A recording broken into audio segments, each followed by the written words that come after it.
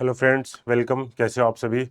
तो economic survey की शुरुआत करते हैं। इकोनॉमिक सर्वे हमारा आ चुका है और इकोनॉमिक, जैसे कि पिछली क्लास में मैंने बताया था आपको कि जो हमारी इंट्रोडक्टरी क्लास थी कि इकोनॉमिक सर्वे कितना इंपॉर्टेंट है प्रीलिम्स के लिए, मेंस के लिए, या फिर राजस्थान के कोई से भी दूसरे एग्जाम हो, चाहे वो फर्स्ट ग्रेड का हो, सेकंड ग्रेड का हो, असिस्टेंट प्रोफेसर का हो, कोई से भी एग्जाम हो, सबके लिए इकोनॉमिक सर्वे इक्वली इंपॉर्टेंट है। बट आरएस वाला में हम चूंकि आरएस की प्रिपरेशन करते हैं तो हमको आरएस प्रीलिम्स और आरएस मेंस के पर्सपेक्टिव से देखना है, और जो इकोनॉमिक सर्वे जो पढ़ेंगे वो भी आरएस प्रीलिम्स और आरएस मेंस के पर्सपेक्टिव से अपन पढ़ेंगे। ठीक है, तो अपन इकोनॉमिक सर्वे में यहाँ वहाँ कहीं जंप नहीं करेंगे। स्टार्टिंग फ्रॉम पेज नंबर 1 2 जो लास्ट पेज है अपन सीक्वेंस वाइज पढ़ेंगे, है ना। और किसी चीज को अगर बाद में एड ऑन करना रहेगा तो अपन एड ऑन भी कर लेंगे, ठीक है ना, ताकि आप लोग भी अगर इकोनॉमिक सर्वे पढ़ो तो जो क्लास में जो भी पढ़ाया जा रहा है उसके साथ आप मैच करा सको। और मेरी तो आप लोगों को सब एक एडवाइस है कि जब भी आप इस क्लास को देखें तो क्लास को देखने के बाद में आप खुद के नोट्स भी बनाएं, क्योंकि जो नोट्स बनाते हो आप तो लंबे समय तक याद रहते हैं। और यहाँ पर जो भी फैक्ट्स और जो भी डेटा बताऊंगा, जो भी स्कीम्स के बारे में बताऊंगा, अलग से मैं खुद भी उनमें कुछ एड ऑन करूंगा और पूरा डिटेल तरीके से आपको बताऊंगा, ताकि प्रीलिम्स के साथ साथ मेंस के पर्सपेक्टिव से भी आपकी तैयारी हो जाए। ठीक है ना। तो आर्थिक समीक्षा 2025-26 शुरुआत करते हैं इसकी। सबसे पहला जो पेज है, यानी कि जब इकोनॉमिक सर्वे को आप ओपन करते हैं तो सबसे पहले तो इंडेक्स खुलती है। इंडेक्स में इस बार आपके टोटल 13 चैप्टर्स है। टोटल कितने चैप्टर है? 13 चैप्टर है। और ये 13 चैप्टर क्यों है, इसके पीछे की क्या कहानी है, हम दूसरी या फिर तीसरी क्लास में पता करेंगे। ठीक है ना, मैं एक कहानी सुनाऊंगा, उसके बाद आपको पता चलेगा कि इस बार 13 चैप्टर क्यों है और उनका सिक्वेंस इस प्रकार से क्यों रखा है। अगर आप पिछले साल की इकोनॉमिक सर्वे से तुलना करोगे तो 13 के 13 जो पिछले साल के इकोनॉमिक सर्वे में तो चैप्टर कम थे, इस बार इकोनॉमिक सर्वे में चैप्टर ज्यादा है और उनका सीक्वेंस भी बदल गया है। वो आपको बाद में पता चलेगा, सेकंड क्लास में पता चलेगा। तो जो इसके बाद इंडेक्स के बाद में जब आप अगला पेज ओपन करते हैं तो वहां पर आपका एक टॉपिक दे रखा है, वो है आर्थिक विकास के मुख्य सूचक की इंडिकेटर्स ऑफ इकोनॉमिक डेवलपमेंट। क्या है कि इकोनॉमिक की इंडिकेटर्स ऑफ इकोनॉमिक डेवलपमेंट। अब जैसे कि मैंने आप लोगों को पिछली क्लास में बताया था, एक दो चीजें वापस से मैं रिपीट कर देता हूं। सबसे पहली बात तो यह है कि जो आपका आर्थिक सर्वे रहता है, इकोनॉमिक जो सर्वे होता है, इकोनॉमिक सर्वे किसके द्वारा तैयार किया जाता है? तो इकोनॉमिक सर्वे तैयार किया जाता है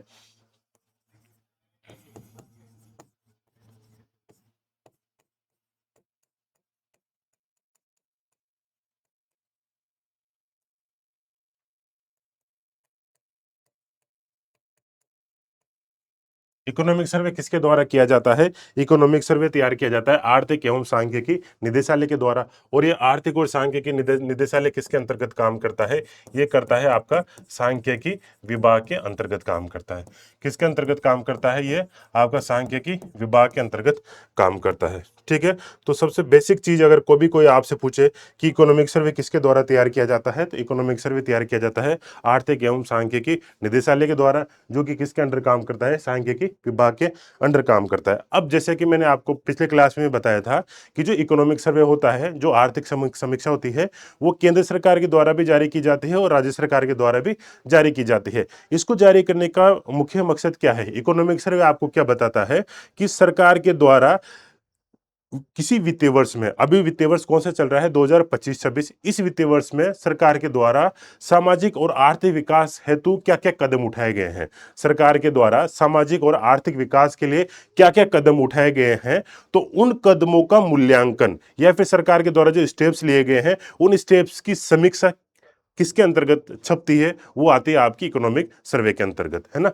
तो सरकार के द्वारा जो भी सामाजिक और आर्थिक विकास हेतु जो कदम उठाए गए हैं, सामाजिक और आर्थिक विकास हेतु सरकार के द्वारा जो भी कदम उठाए गए हैं, उन कदमों का, उन स्टेप्स का बेसिकली मूल्यांकन किया जाता है। मूल्यांकन क्यों किया जाता है? ताकि ये पता कर सके कि सरकार के द्वारा जो भी प्रोजेक्ट्स, जो भी स्कीम्स, जो भी फैसले लिए गए थे, उनकी जो प्रोग्रेस है वो कहां तक पहुंची। उन फैसलों में वो जो स्कीम्स है, जो प्रोग्राम्स है, क्या उनमें कुछ चेंज करने की जरूरत है? क्या उनकी रणनीति में बदलाव करने की जरूरत है? क्योंकि आपको पता है कि कोई भी काम करें अपन तो कुछ समय बाद उसका मूल्यांकन करना आवश्यक होता है, ताकि अगर उसमें कुछ बदलाव करना हो, कुछ आवश्यक बदलाव करना हो तो वो कर सके हम लोग। तो इसीलिए सरकार के द्वारा एक वित्तीय वर्ष में जो भी सामाजिक आर्थिक विकास है, तो जो भी परियोजनाएं चलाई जाती है, जो भी स्कीम्स चलाई जाती है, उन स्कीम्स का मूल्यांकन किया जाता है। और वो मूल्यांकन आपका किस में निहित होता है? वो मूल्यांकन आपका निहित होता है इकोनॉमिक सर्वे में। ठीक है, वो मूल्यांकन किस में होता है? इकोनॉमिक सर्वे में। तो ये मूल्यांकन करना क्यों आवश्यक होता है? मूल्यांकन करना इसलिए भी आवश्यक होता है, एक तो हमारी जो अर्थव्यवस्था है उसकी प्रोग्रेस हमें पता चल सके। बेसिकली ये जो आर्थिक समीक्षा है वो हमारी अर्थव्यवस्था है उसका रिपोर्ट कार्ड ही तो होता है ना, उसकी तस्वीर ही तो प्रदर्शित करता ही है। तो एक तो मूल्यांकन इसलिए भी किया जाता है ताकि जो हमारी अर्थव्यवस्था है उसका प्रदर्शन हमें पता चल सके, अर्थव्यवस्था है उसकी तस्वीर हमें पता चल सके। दूसरा एक इंपॉर्टेंट कारण ये भी इसका, दूसरा इंपॉर्टेंट कारण ये है कि जो बजट पेश किया जाता है, जो बजट का निर्माण किया जाता है, तो बजट के निर्माण में इस इकोनॉमिक सर्वे के आंकड़ों को ही तो आधार बनाकर बजट तैयार किया जाता है। जैसे कि मान लो कि कोई सरकार के द्वारा कृषि क्षेत्र की कोई भी स्कीम चलाई जा रही हो, अब सरकार ने उसका मूल्यांकन किया और यह पता चला कि इस स्कीम को थोड़ा और बढ़ाना चाहिए और इसके लिए अतिरिक्त अतिरिक्त फंड की आवश्यकता होगी, तो फंड का लोकेशन किसके माध्यम से किया जाएगा? बजट के माध्यम से किया जाएगा। इसीलिए जो बजट का निर्माण किया जाता है, उस बजट के निर्माण में इकोनॉमिक सर्वे बेसिकली क्या करता है? एक आधार प्रस्तुत करता है, एक बेस प्रोवाइड करता है बजट के निर्माण के लिए। इसलिए इकोनॉमिक सर्वे हमारे लिए बहुत सारे तरीकों से महत्वपूर्ण हो जाता है। ठीक है ना? तो अब जो पहला आपका चैप्टर है, सॉरी, पहले चैप्टर से पहले जो आपका इंडेक्स के बाद में लिखा हुआ है आर्थिक विकास के मुख्य सूचक, तो अपन समझते हैं कि आर्थिक विकास के मुख्य सूचक क्या होते हैं। ऐसे कौन कौन से सूचक है जो किसी भी राज्य या फिर किसी भी देश की जो अर्थव्यवस्था है उसके बारे में सीधा सीधा बता देते हैं, है ना। वैसे किसी भी देश की अर्थव्यवस्था को अगर देखना हो तो बहुत सारे फैक्टर्स होते हैं कि वो अर्थव्यवस्था गति करी है या फिर अर्थव्यवस्था में मंदी है, अर्थव्यवस्था विकास की ओर है या फिर पतन की ओर है, क्या है। लेकिन कुछ ऐसे इंडिकेटर्स भी होते हैं जो कि हमें, अगर वो इंडिकेटर्स यानी कि वो उनको इंडिकेटर्स को देखते हम डायरेक्ट पता लगा सकते हैं कि नहीं ये अर्थव्यवस्था ऊंचाई की ओर है या फिर ये अर्थव्यवस्था लगातार क्या करी है? विकास करी है। ऐसे कौन कौन से इंडिकेटर्स होते हैं? जैसे कि एक इंडिकेटर होता है जीडीपी। कौन सा है? एक इंडिकेटर होता है जीडीपी। आप सबने सुना होगा ग्रोस डोमेस्टिक प्रोडक्ट, है ना, सकल घरेलू उत्पाद। ये किसी भी अर्थव्यवस्था में या फिर किसी भी देश में आर्थिक विकास को जानने का सबसे महत्वपूर्ण इंडिकेटर है। किसी भी देश में आर्थिक विकास को जानने का सबसे महत्वपूर्ण इंडिकेटर क्या है? जीडीपी। इसके अलावा और की इंडिकेटर्स और क्या क्या होते हैं? एक की इंडिकेटर होता है आपका जीवीए, ग्रोस वैल्यू एडेड, सकल मूल्य संवर्धन या फिर सकल मूल्य वर्धन। ये भी किसी भी देश में आर्थिक विकास को मापने का एक बहुत महत्वपूर्ण पैमाना होता है। इससे तो हमें क्या पता चलता है? इकोनॉमिक ग्रोथ के बारे में पता चलता है कि जो पूरा देश है या फिर किसी भी पर्टिकुलर स्टेट है उसकी इकोनॉमिक ग्रोथ कैसी है या फिर उसका आर्थिक विकास कैसा है। और अगर वो हमें उस देश के या फिर किसी भी राज्य के क्षेत्रवार जीडीपी में योगदान अगर चेक करना हो, जैसे कि कृषि क्षेत्र का जीडीपी में योगदान कितना है, उद्योग क्षेत्र का जीडीपी में योगदान कितना है और सेवा क्षेत्र का जीडीपी में योगदान कितना है, तो उसके लिए क्या कैलकुलेट किया जाता है? उसके लिए जीवीए कैलकुलेट किया जाता है, ग्रोस वैल्यू एडेड या फिर सकल मूल्य वर्धन। तो ये भी एक प्रकार से जीडीपी का, ये भी एक प्रकार से किसी भी देश के आर्थिक विकास को पता करने के एक बहुत बहुत महत्वपूर्ण इंडिकेटर है। क्यों? क्योंकि इससे साफ साफ पता चलता है कि भाई कृषि का जीडीपी में योगदान कितना है, अर्थव्यवस्था ये उद्योग का जीडीपी में योगदान कितना है, सेवा क्षेत्र का जीडीपी में योगदान कितना है, और कौन कौन से फैक्टर होते हैं। एक होता है आपका net domestic product, net domestic product जिसको कि शुद्ध घरेलू उत्पाद बोलते हैं अपन। क्या बोलते हैं? शुद्ध घरेलू उत्पाद। ये भी आर्थिक विकास को मापने का मुख्य सूचक है। और क्या क्या होते हैं मुख्य सूचक? एक होता है पर कैपिटा इनकम। क्या होता है? Per capita income. Per capita income का मतलब क्या हो गया? पर कैपिटा इनकम का मतलब हो गया प्रति व्यक्ति आय।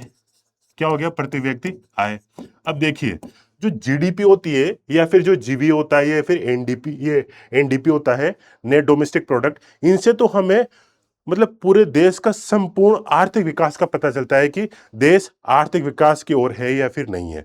और जो पर कैपिटा इनकम है, प्रति व्यक्ति आई है, इससे हमें पता चलता है कि वहां के जो लोग हैं उनके पास में कितना पैसा है, एक्चुअल में वो एक वर्ष में कितना अर्न कर रहे हैं। तो जिस कंट्री का या फिर जिस स्टेट का पर कैपिटा इनकम ज्यादा होगा, इसका मतलब वहां के लोग अच्छा कमा रहे हैं, और वहां के लोग अच्छा कमा रहे हैं तो वो अपने ऊपर अच्छा खर्च करेंगे। अपने ऊपर अच्छा खर्च करेंगे, इसका मतलब उनका जो जीवन स्तर है, उनका जो लिविंग स्टैंडर्ड है वो कैसा होगा, हाई होगा या फिर इंप्रूव्ड होगा। उनका जो जीवन स्तर है, वो जीवन स्तर उनका कैसा होगा, उन्नत होगा। उनका जीवन स्तर कैसा होगा, उन्नत होगा, इंप्रूव्ड लाइफ स्टैंडर्ड होगा उनका। तो पर कैपिटा इनकम आपकी ये बताती है कि किसी भी देश या फिर किसी भी राज्य में रहने वाले लोगों का जीवन स्तर है, उसकी क्या स्थिति है, या फिर वहां पर जो जीवन की गुणवत्ता है वो कैसी है। पर कैपिटा इनकम ज्यादा है मतलब वहां पे जीवन की गुणवत्ता अच्छी है, लाइफ स्टैंडर्ड अच्छा है वहां पे। और जहां पर कैपिटा इनकम कम है, इसका मतलब वहां के लोग कम कम अर्न करते हैं। कम अर्न करते हैं तो अपने ऊपर कम खर्च करेंगे, कम खर्च करेंगे तो उनका जो जीवन स्तर है वो अच्छा नहीं होगा। ठीक है। और क्या क्या इंडिकेटर्स होते हैं, वैसे तो ये इंडिकेटर पर्याप्त होते हैं किंतु और भी होते हैं। जैसे कि अगर अपन देखें कि किसी देश में या फिर किसी राज्य में टोटल फूड ग्रेन का प्रोडक्शन कितना हो रहा है, टोटल फूड ग्रेन यानी कि टोटल अनाज का प्रोडक्शन कितना हो रहा है, इससे भी हमें पता चलता है कि वहां का जो एग्रीकल्चर सेक्टर है वो कितना अच्छे तरीके से काम कर रहा है। ऐसा तो नहीं है ना कि वहां के लोगों को खाने के लिए उनके पास अनाज ही नहीं है, ऐसा तो नहीं है कहीं अनाज का इंपोर्ट करना पड़ रहा हो। तो जो टोटल फूड ग्रेन प्रोडक्शन होता है, इससे हमें क्या पता चलता है कि उस देश में खाद्यान्न की स्थिति कैसी है। इसके अलावा और भी इंडिकेटर्स होते हैं, जैसे एक होता है WPI, wholesale price index. Wholesale price index का मतलब होता है थोक मूल्य सूचकांक। एक होता है CPI, जिसको कि अपन बोलते हैं कंज्यूमर प्राइस इंडेक्स, उपभोक्ता मूल्य सूचकांक। ये दोनों सूचकांक का भी उल्लेख किया जाता है इकोनॉमिक सर्वे में। इनसे हमें पता चलता है कि उस देश में महंगाई कितनी है, उस देश में महंगाई कितनी है। जो होलसेल प्राइस इंडेक्स है, ये तो आपका उत्पादन के स्तर पर या फिर थोक स्तर पर मूल्यों में उतार चढ़ाव को दिखाता है। और जो कंज्यूमर प्राइस इंडेक्स है, ये उपभोक्ता यानी कि हम जैसे आप जैसे उपभोक्ता होते हैं उनके स्तर पर वस्तुओं या फिर सेवाओं के मूल्य में उतार चढ़ाव को दिखाता है। ये मैं शॉर्ट में बता रहा हूं, अभी पूरा अपन पूरा डिटेल में पढ़ेंगे इनको, इनके फॉर्मूले क्या होते हैं सब कुछ बताऊंगा मैं आपको। यहां तो मैं जो ये मुख्य सूचक है, इन मुख्य सूचक के बारे में आप लोगों को बता देता हूं थोड़ा सा। ठीक है, WPI हो गया, CPI हो गया, और क्या क्या होते हैं। इसके अलावा अगर अपन और भी देखें तो ये होता है, एक होता है कमर्शियल बैंक क्रेडिट। क्या होता है, commercial bank credit. Commercial bank credit का मतलब होता है कि किसी भी देश या फिर किसी भी राज्य में वहां पर एक वित्तीय वर्ष के अंतर्गत वाणिज्यिक बैंकों के द्वारा कितना लोन दिया गया, क्या दिया गया, कितना लोन दिया गया। लोन अलग अलग पर्पज के लिए दिया जाता है। एग्रीकल्चर लोन हो सकता है, पर्सनल लोन हो सकता है, इंडस्ट्रियल लोन हो सकता है, MSME लोन हो सकता है, वेरियस टाइप के लोन होते हैं।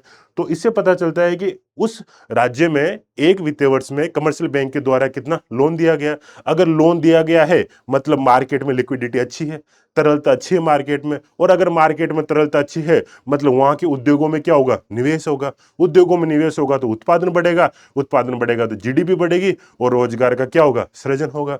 तो ये सब तमाम इस प्रकार के की इंडिकेटर्स होते हैं जिनसे अपन किसी भी देश या फिर किसी भी राज्य की जो अर्थव्यवस्था है उसमें विकास का जो पैमाना है उसको अपन देख सकते हैं। आर्थिक विकास का जो पैमाना होता है उसके की इंडिकेटर्स होते हैं। आप मुझे इकोनॉमिक सर्वे का कुछ मत बताओ, बजट का कुछ मत बताओ, किसी भी देश का कुछ मत बताओ, केवल उस देश की या फिर उस राज्य की ये इंडिकेटर मुझे दे दो, मैं यहीं पे बता दूंगा कि वो राज्य आर्थिक विकास कर रहा है या नहीं कर रहा, उस राज्य में रहने वाले लोगों का जीवन स्तर उच्च है या फिर निम्न है, वो राज्य अनाज के लिए आत्मनिर्भर है या फिर दूसरों से इंपोर्ट करते हैं। तो ये ऐसे की इंडिकेटर्स होते हैं जिनसे हमें सीधा सीधा उस राज्य की या फिर उस देश के आर्थिक विकास के बारे में पता चलता है। ठीक है, क्लियर है ये। अब अपन एक एक करके यहां से पढ़ते हैं। ठीक है, देखिए ये जो ये वाला पॉइंट है आपका कि इंडिकेटर्स ऑफ इकोनॉमिक डेवलपमेंट, इसमें आपके कुछ कुछ डेटा आएंगे, कुछ कुछ डेटा आएंगे। ये जितने भी मैंने इंडिकेटर बताए इनके डेटा आएंगे। जैसे GDP है तो GDP पिछले साल की कितनी थी, इस साल की कितनी है, उसमें ग्रोथ कितनी है। तो आपको बिल्कुल भी टेंशन नहीं लेनी है, ये मैं पूरा आपको याद करवा दूंगा। और ये इंडिकेटर्स में ये जितने भी इंडिकेटर्स है, आप यकीन मानिए हर साल 1 या 2 क्वेश्चन आपके प्रीलिम्स में एज इट इज उठकर आते हैं, एज इट इज उठकर आते हैं प्रीलिम्स में। और ये जितने भी इंडिकेटर्स है, इनका आप प्रयोग कहां कर सकते हो, जब मेंस में आप आंसर राइटिंग करते हैं तो वहां पर जैसे कि अर्थव्यवस्था में राजस्थान के कृषि क्षेत्र के बारे में लिखना हो तो आप लिख सकते हो कि हमारा जो कृषि क्षेत्र है उसका जीडीपी में योगदान इतना है, कृषि क्षेत्र इतना अच्छा है कि उसकी वजह से फूड ग्रेन प्रोडक्शन इतना होता है। तो ये जो डेटा जो भी आप यहाँ पे याद करोगे, जो डेटा मैं आप लोगों को बताऊंगा, जो याद करवाऊंगा, वो बिल्कुल भी वेस्ट नहीं जाएगा। प्रीलिम्स में तो आपका इंपॉर्टेंट है सही, मेंस में आप उनको आंसर राइटिंग में भी कोट कर सकते हो, ठीक है ना। तो अब अपन एक एक करके शुरुआत करते हैं। सबसे पहला अपना जो इंडिकेटर है, की इंडिकेटर है आर्थिक विकास का, वो है जीडीपी वाला, ठीक है ना। क्या है जीडीपी? अब देखिए, अपन पढ़ रहे हैं राजस्थान की आर्थिक समीक्षा। जब अपन राष्ट्रीय आर्थिक समीक्षा पढ़ते हैं या फिर देश की आर्थिक समीक्षा पढ़ते हैं, भारत की आर्थिक समीक्षा पढ़ते हैं, तो उसमें तो टर्म मिलेगी आपको जीडीपी। उसमें टर्म कौन सी मिलेगी आपको? जीडीपी, ग्रोस डोमेस्टिक प्रोडक्ट, है ना। क्योंकि ये किसी पर्टिकुलर स्टेट की नहीं होती, ये पूरे देश की होती है। लेकिन जब अपन किसी पर्टिकुलर स्टेट की जीडीपी निकालते हैं तो वहां पर क्या लग जाता है? आपका स्टेट लग जाता है बीच में। क्या लग जाता है? स्टेट लग जाता है। ग्रोस स्टेट डोमेस्टिक प्रोडक्ट, सकल राज्य घरेलू उत्पाद, ठीक है। अब अपन सबसे पहले डेफिनेशन समझते हैं।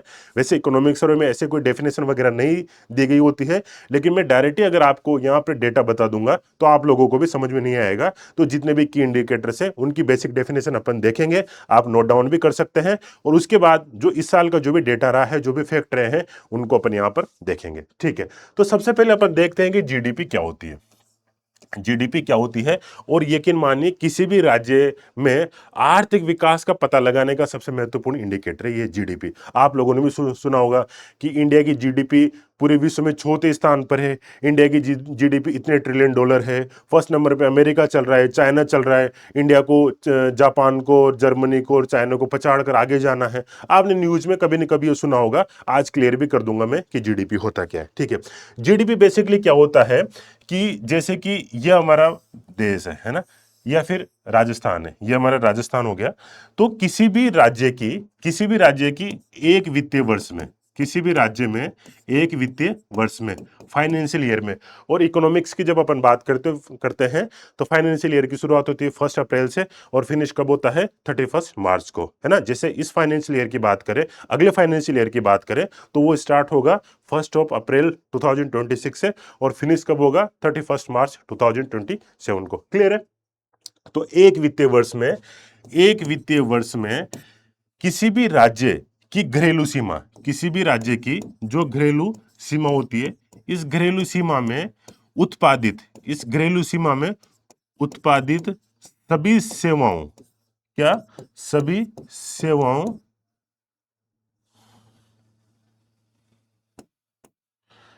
सेवाओं और सभी वस्तुओं, लेकिन ये सेवाएं और वस्तुएं कैसी होनी चाहिए? अंतिम होनी चाहिए। याद रखना, ये सेवाएं और वस्तुएं कैसी होनी चाहिए? अंतिम होनी चाहिए, है ना। तो जीडीपी की डेफिनेशन बनाते हैं।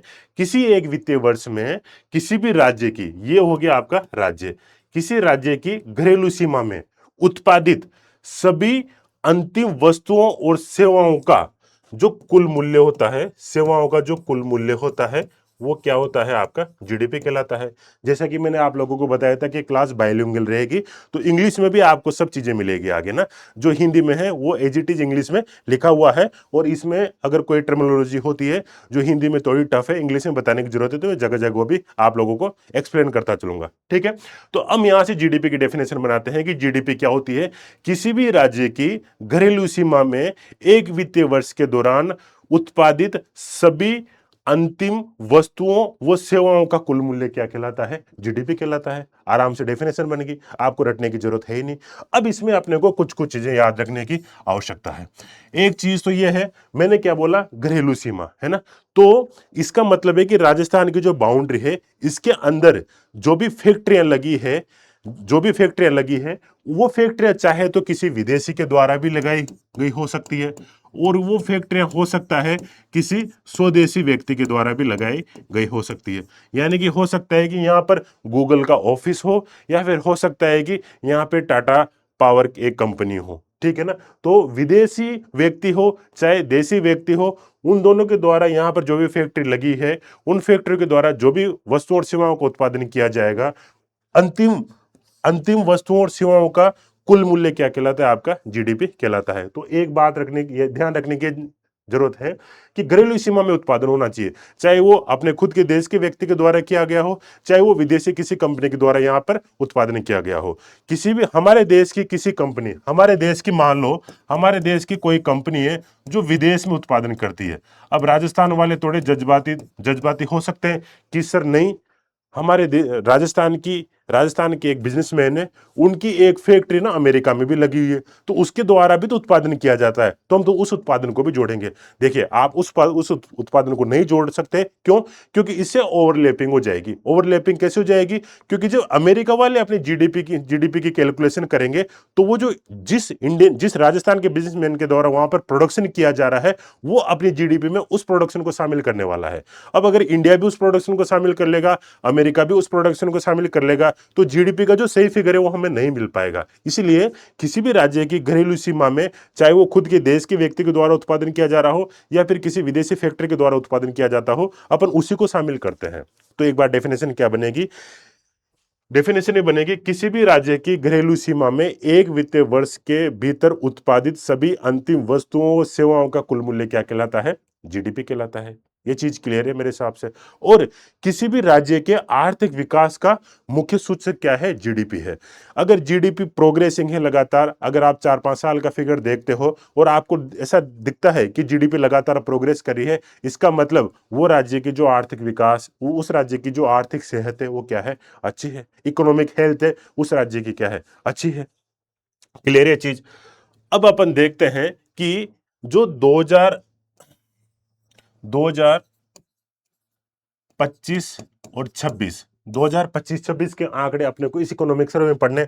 अब अपन देखते हैं कि 2025-26 में राजस्थान की जीडीपी कितनी रही है। अब देखो, सबसे पहले तो एक और चीज मैं बताऊं आपको, जीडीपी के डेटा अपन देखें उससे पहले मैं आपको एक चीज और बता दूं कि जो जीडीपी की कैलकुलेशन की जाती है वो दो आधार पर की जाती है। जीडीपी की कैलकुलेशन दो आधार पर की जाती है। एक तो आपकी की जाती है आधार वर्ष पर, एक तो की जाती है आपकी आधार वर्ष पर की जाती है, आधार वर्ष पर की जाती है, और एक यानी कि या फिर आप बोल सकते हो कि स्थिर कीमतों पर की जाती है। किस पर की जाती है? स्थिर कीमतों पर की जाती है। स्थिर कीमतों को अपन क्या बोलते हैं? कांस्टेंट प्राइस बोलते हैं।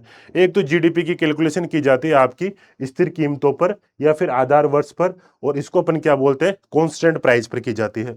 और दूसरी जो कैलकुलेशन की जाती है वो की जाती है आपकी प्रचलित कीमतों पर। किसके ऊपर की जाती है? प्रचलित कीमतों पर की जाती है, जिसको कि अपन क्या बोलते हैं? मार्केट प्राइस बोलते हैं। एक कैलकुलेशन तो की जाएगी आधार वर्ष के आधार पर और एक कैलकुलेशन की जाएगी वर्तमान वर्ष के आधार पर, और वर्तमान वर्ष में जो प्रचलित कीमतें होती है उनके आधार पर कैलकुलेशन की जाती है। जो आधार वर्ष पे कैलकुलेशन की जाती है इसका मतलब हो गया कि स्थिर कीमतों यानी कि कांस्टेंट प्राइस पे कैलकुलेशन की जा रही है, और वर्तमान वर्ष के आधार पर जो कैलकुलेशन की जाएगी इसका मतलब वो मार्केट में जो भी प्रचलित रेट है, जो प्रचलित कीमतें हैं, जो मार्केट प्राइस है, उसके आधार पर कैलकुलेशन की जाएगी। तो आप लोग बोलोगे कि सर जीडीपी का आंकड़ा तो एक ही होना चाहिए, डबल डबल क्यों होना चाहिए? मैं इस चीज को समझाता हूं पहले आप लोगों को, ठीक है। देखिए, मान लो अब मैं आप लोगों को ये चीज क्लियर कर रहा हूं कि कांस्टेंट प्राइस यानी कि स्थिर मूल्य पर कैलकुलेशन क्यों की जाती है, और जो मार्केट प्राइस है, जो मार्केट प्राइस है या फिर जो प्रचलित मूल्य है उस पर कैलकुलेशन क्यों की जाती है। ठीक है, देखिए एक एग्जांपल लेते हैं कोई सा भी। मान लो कि 2000, अब देखिए जो कांस्टेंट प्राइस का मतलब है बेस ईयर, कांस्टेंट प्राइस का मतलब है कि स्थिर कीमतें। स्थिर कीमतें कौन से साल की? तो स्थिर कीमतें ली जाती है बेस ईयर की। और जब हम जीडीपी की कैलकुलेशन करते हैं, राजस्थान में जो जीडीपी की कैलकुलेशन करते हैं उसके लिए बेस ईयर कितना माना हुआ है? वो माना हुआ है आपका 2011। क्या माना हुआ है बेस ईयर? आपका बेस ईयर माना हुआ है 2011-12। क्या माना हुआ है? फाइनेंशियल ईयर 11 का क्या हो जाएगा? सॉरी, फाइनेंशियल ईयर क्या हो जाएगा? 2011-12। बेस ईयर क्या माना हुआ है? 2011-12। ठीक है, तो मान लो कि 2011-12 में हमारे राजस्थान में 5 बाइक का उत्पादन होता था। 5 बाइक मैन्युफैक्चर की जाती थी और प्रत्येक बाइक की जो कीमत है वो कितनी थी, 1 लाख थी। तो टोटल जो अंतिम वस्तुएं कितनी मैन्युफैक्चर हुई, 5, इनका प्रत्येक का मूल्य 1 लाख है, तो इनका टोटल मूल्य कितना हो गया, टोटल मूल्य हो गया 5 लाख। यही तो जीडीपी है, यही तो जीडीपी है। अभी अपन ने देखा था कि ग्रोस स्टेट डोमेस्टिक प्रोडक्ट क्या होता है, किसी भी राज्य की घरेलू सीमा में एक वित्तीय वर्ष के दौरान उत्पादित सभी अंतिम वस्तुओं और सेवाओं का जो कुल मूल्य क्या कहलाता है, जीडीपी कहलाता है। तो ये तो जीडीपी है। अब मार्केट प्राइस का मतलब हो गया कि अब वर्ष कौन सा चल रहा है आपका, 2025-26 चल रहा है। अब 2025-26 में भी मान लो हमारा जो प्लांट है जिसमें बाइक बन रही है, मान लो कि वो ज्यादा अच्छा प्रदर्शन नहीं कर रहा, और अभी भी हमने कितनी बाइक बनाई, 5 ही बाइक बनाई, और प्रत्येक बाइक की जो कीमत है वो मान लो कि अब कितनी हो चुकी है, 1.5 लाख हो चुकी है। क्योंकि महंगाई तो बढ़ेगी ना भाई, महंगाई तो बढ़ेगी। 2011-12 में वस्तुओं का जो मूल्य था अब वो बदल गया है। तो अब मान लो अब टोटल इसका सम कितना आ जाएगा, ये टोटल वैल्यू आ जाएगी 7.5 लाख। तो अब जीडीपी बढ़कर कितनी होगी, 7.5 लाख।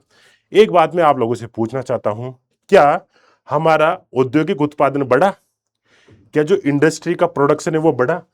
तब भी केवल 5 वस्तुओं का उत्पादन होता था, तब भी केवल 5 वस्तुओं का उत्पादन होता था, और आज भी केवल 5 वस्तुएं बन रही है। यानी कि तब भी 5 ही बाइक बनती थी और आज ही 5 ही बाइक बन रही है। तो यानी कि हमारे उद्योग अच्छा प्रदर्शन तो नहीं कर रहे। तो आप बोलोगे कि सर ये जीडीपी में तो हमें 2.5 लाख की वृद्धि देखने को मिल रही है। जीडीपी में ये जो 2.5 लाख की वृद्धि ये क्यों देखने को मिल रही है? ये 2.5 लाख की वृद्धि आ रही है महंगाई की वजह से। ये 2.5 लाख की जो वृद्धि आ रही है आपकी, किसकी वजह से आ रही है? महंगाई की वजह से आ रही है। क्योंकि महंगाई भी तो बढ़ रही है ना, महंगाई भी तो बढ़ रही है। इसीलिए ये जो मार्केट प्राइस, यानी कि अपन मार्केट प्राइस पर जो जीडीपी की कैलकुलेशन करते हैं, वो कभी भी जीडीपी की वास्तविक स्थिति को बताता ही नहीं है।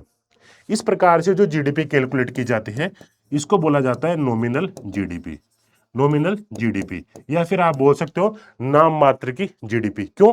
क्योंकि कभी भी जीडीपी की वास्तविक स्थिति को नहीं बताएगा। जीडीपी की वास्तविक स्थिति को कौन बताएगा? कांस्टेंट प्राइस या फिर स्थिर मूल्य पर जो जीडीपी की कैलकुलेशन की जाती है, वो जीडीपी की वास्तविक स्थिति को बताएगा। क्यों? क्योंकि अगर आपका उत्पादन उतना ही है ना, तो इसका मतलब आपका आर्थिक विकास कोई ज्यादा अच्छा है नहीं, और जो जीडीपी की कैलकुलेशन आपने कर रखी है उसमें महंगाई का रोल है, इसलिए आपकी जीडीपी बढ़कर आ रही है। ये अलग बात होती कि उस टाइम पे अगर 5 बाइक का उत्पादन हो रहा है और वर्तमान में अगर बाइक का उत्पादन बढ़कर अगर 10 हो जाता, और प्रत्येक बाइक अगर 1.5 लाख की होती, प्रत्येक बाइक अगर 1.5 लाख की होती, तब हमारी जीडीपी कितनी हो जाती? 15 लाख हो जाती।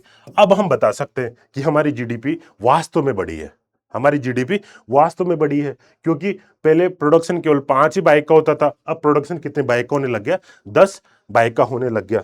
क्लियर ये चीज आप लोगों को? इसीलिए जो आपकी करंट प्राइस पर, या फिर जो वर्तमान में जो मार्केट प्राइस है जिस पर जीडीपी की कैलकुलेशन की जाती है, वो जीडीपी की वास्तविक स्थिति को नहीं बताता, इसलिए इसको बोला जाता है नॉमिनल जीडीपी या फिर नाम मात्र जीडीपी। ठीक है। जीडीपी की जो वास्तविक स्थिति है वो किससे पता चलती है? हमें स्थिर कीमतों पर जो जीडीपी निकाली जाती है उससे पता चलती है, क्योंकि उसके आधार पर हम देख सकते हैं कि उत्पादन सच में बढ़ा है या फिर घटा है।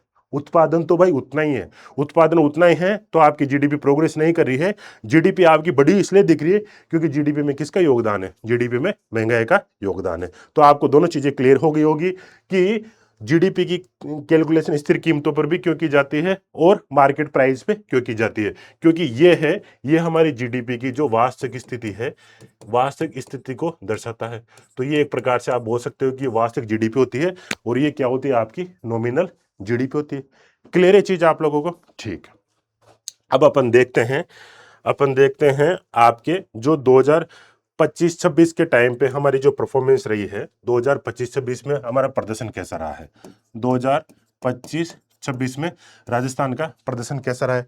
एक बार पानी पी लेता हूं।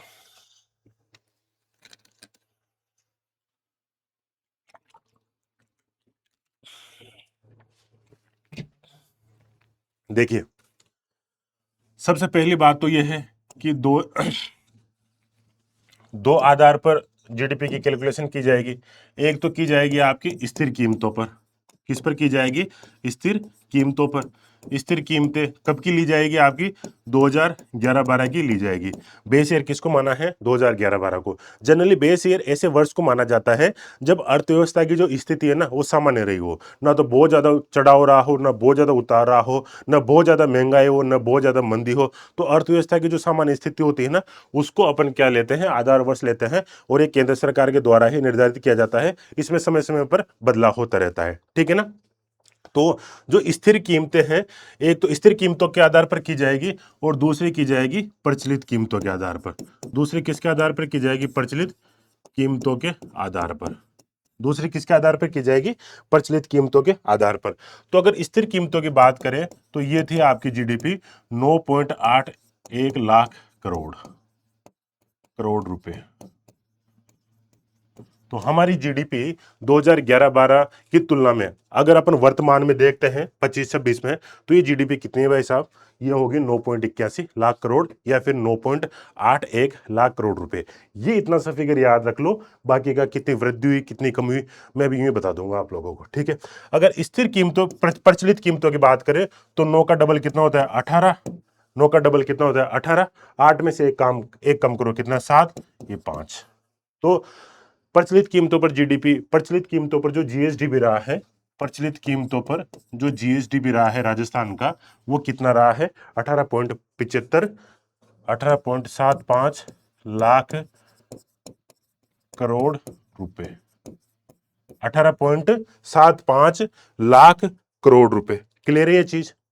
अब इसमें अगर वृद्धि की बात करें, इसमें आपकी वृद्धि कितनी हुई है? देखिए 9.8, 9.81 तो हो गया आपका ये, 9.81 तो हो गया क्या?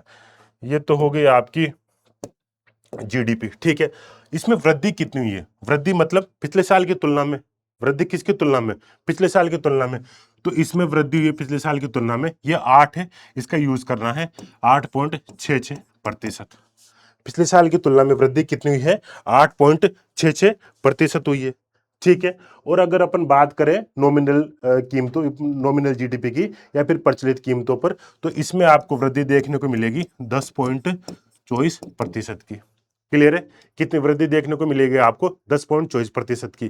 तो अगर अपन देखें, चाहे स्थिर कीमतों की बात करो चाहे आप प्रचलित कीमतों की बात करो, हमारे जो इकोनॉमिक सर्वे है, इकोनॉमिक सर्वे में जीडीपी आपकी दिखा रखी है 2021-22 से अभी तक की, है ना। 2021-22, 2022-23, 24-25 और 25-26 की। तो 21-22 से अगर आप देखें तो इनमें लगातार वृद्धि हो रही है। इसमें क्या हो रही है? लगातार वृद्धि हो रही है। ये वृद्धि हो सकता है कि पॉइंट में या फिर नंबर में कम ज्यादा हो, लेकिन अगर जीडीपी की वैल्यू देखेंगे तो इस वैल्यू में आपको लगातार क्या देखने को मिलेगी? जीडीपी की वैल्यू में लगातार वृद्धि देखने को मिलेगी। तो अब देखिए मेरे साथ याद कीजिए, आपको केवल एक फिगर याद रखना है 9.81। क्या याद रखना है? 9.81। स्थिर कीमतों पर जीडीपी कितनी हमारी? 9.81। प्रचलित कीमतों पर कितनी हो जाएगी? 9 का डबल कितना होता है? 18। 8 में से एक कम करो, 7, 5, है ना। तो अगर इतना यहां तक फिगर याद हो जाएगा तब भी चल जाएगा, लेकिन 2-3 बार मेरे साथ पढ़ोगे तो आराम से याद हो जाएगा। 9.81 तो हो गया उधर स्थिर कीमतों पर या फिर कांस्टेंट प्राइस पर, है ना। ये तो हो गया कितना? किस पर? कांस्टेंट प्राइस पर। और अगर अपन बात करें मार्केट प्राइस पर, तो मार्केट प्राइस पर हमारी जीडीपी कितनी है? 18.75, ठीक है। इसकी ग्रोथ की बात करें कि 2024-25 की तुलना में ग्रोथ कितनी है? 8.66%। 8.66%। ये वाला 8 याद को याद रखना है, उसी से याद आ जाएगा। और इसकी कितनी है? 10.24%। इसकी कितनी है? 10.24%। ये चीज क्लियर है आप लोगों को? ठीक है। एक बार देखो ये फैक्ट देखो, दोनों में लगातार क्या हो रही है? वृद्धि हो रही है। और वृद्धि कैसे निकाली जाती है?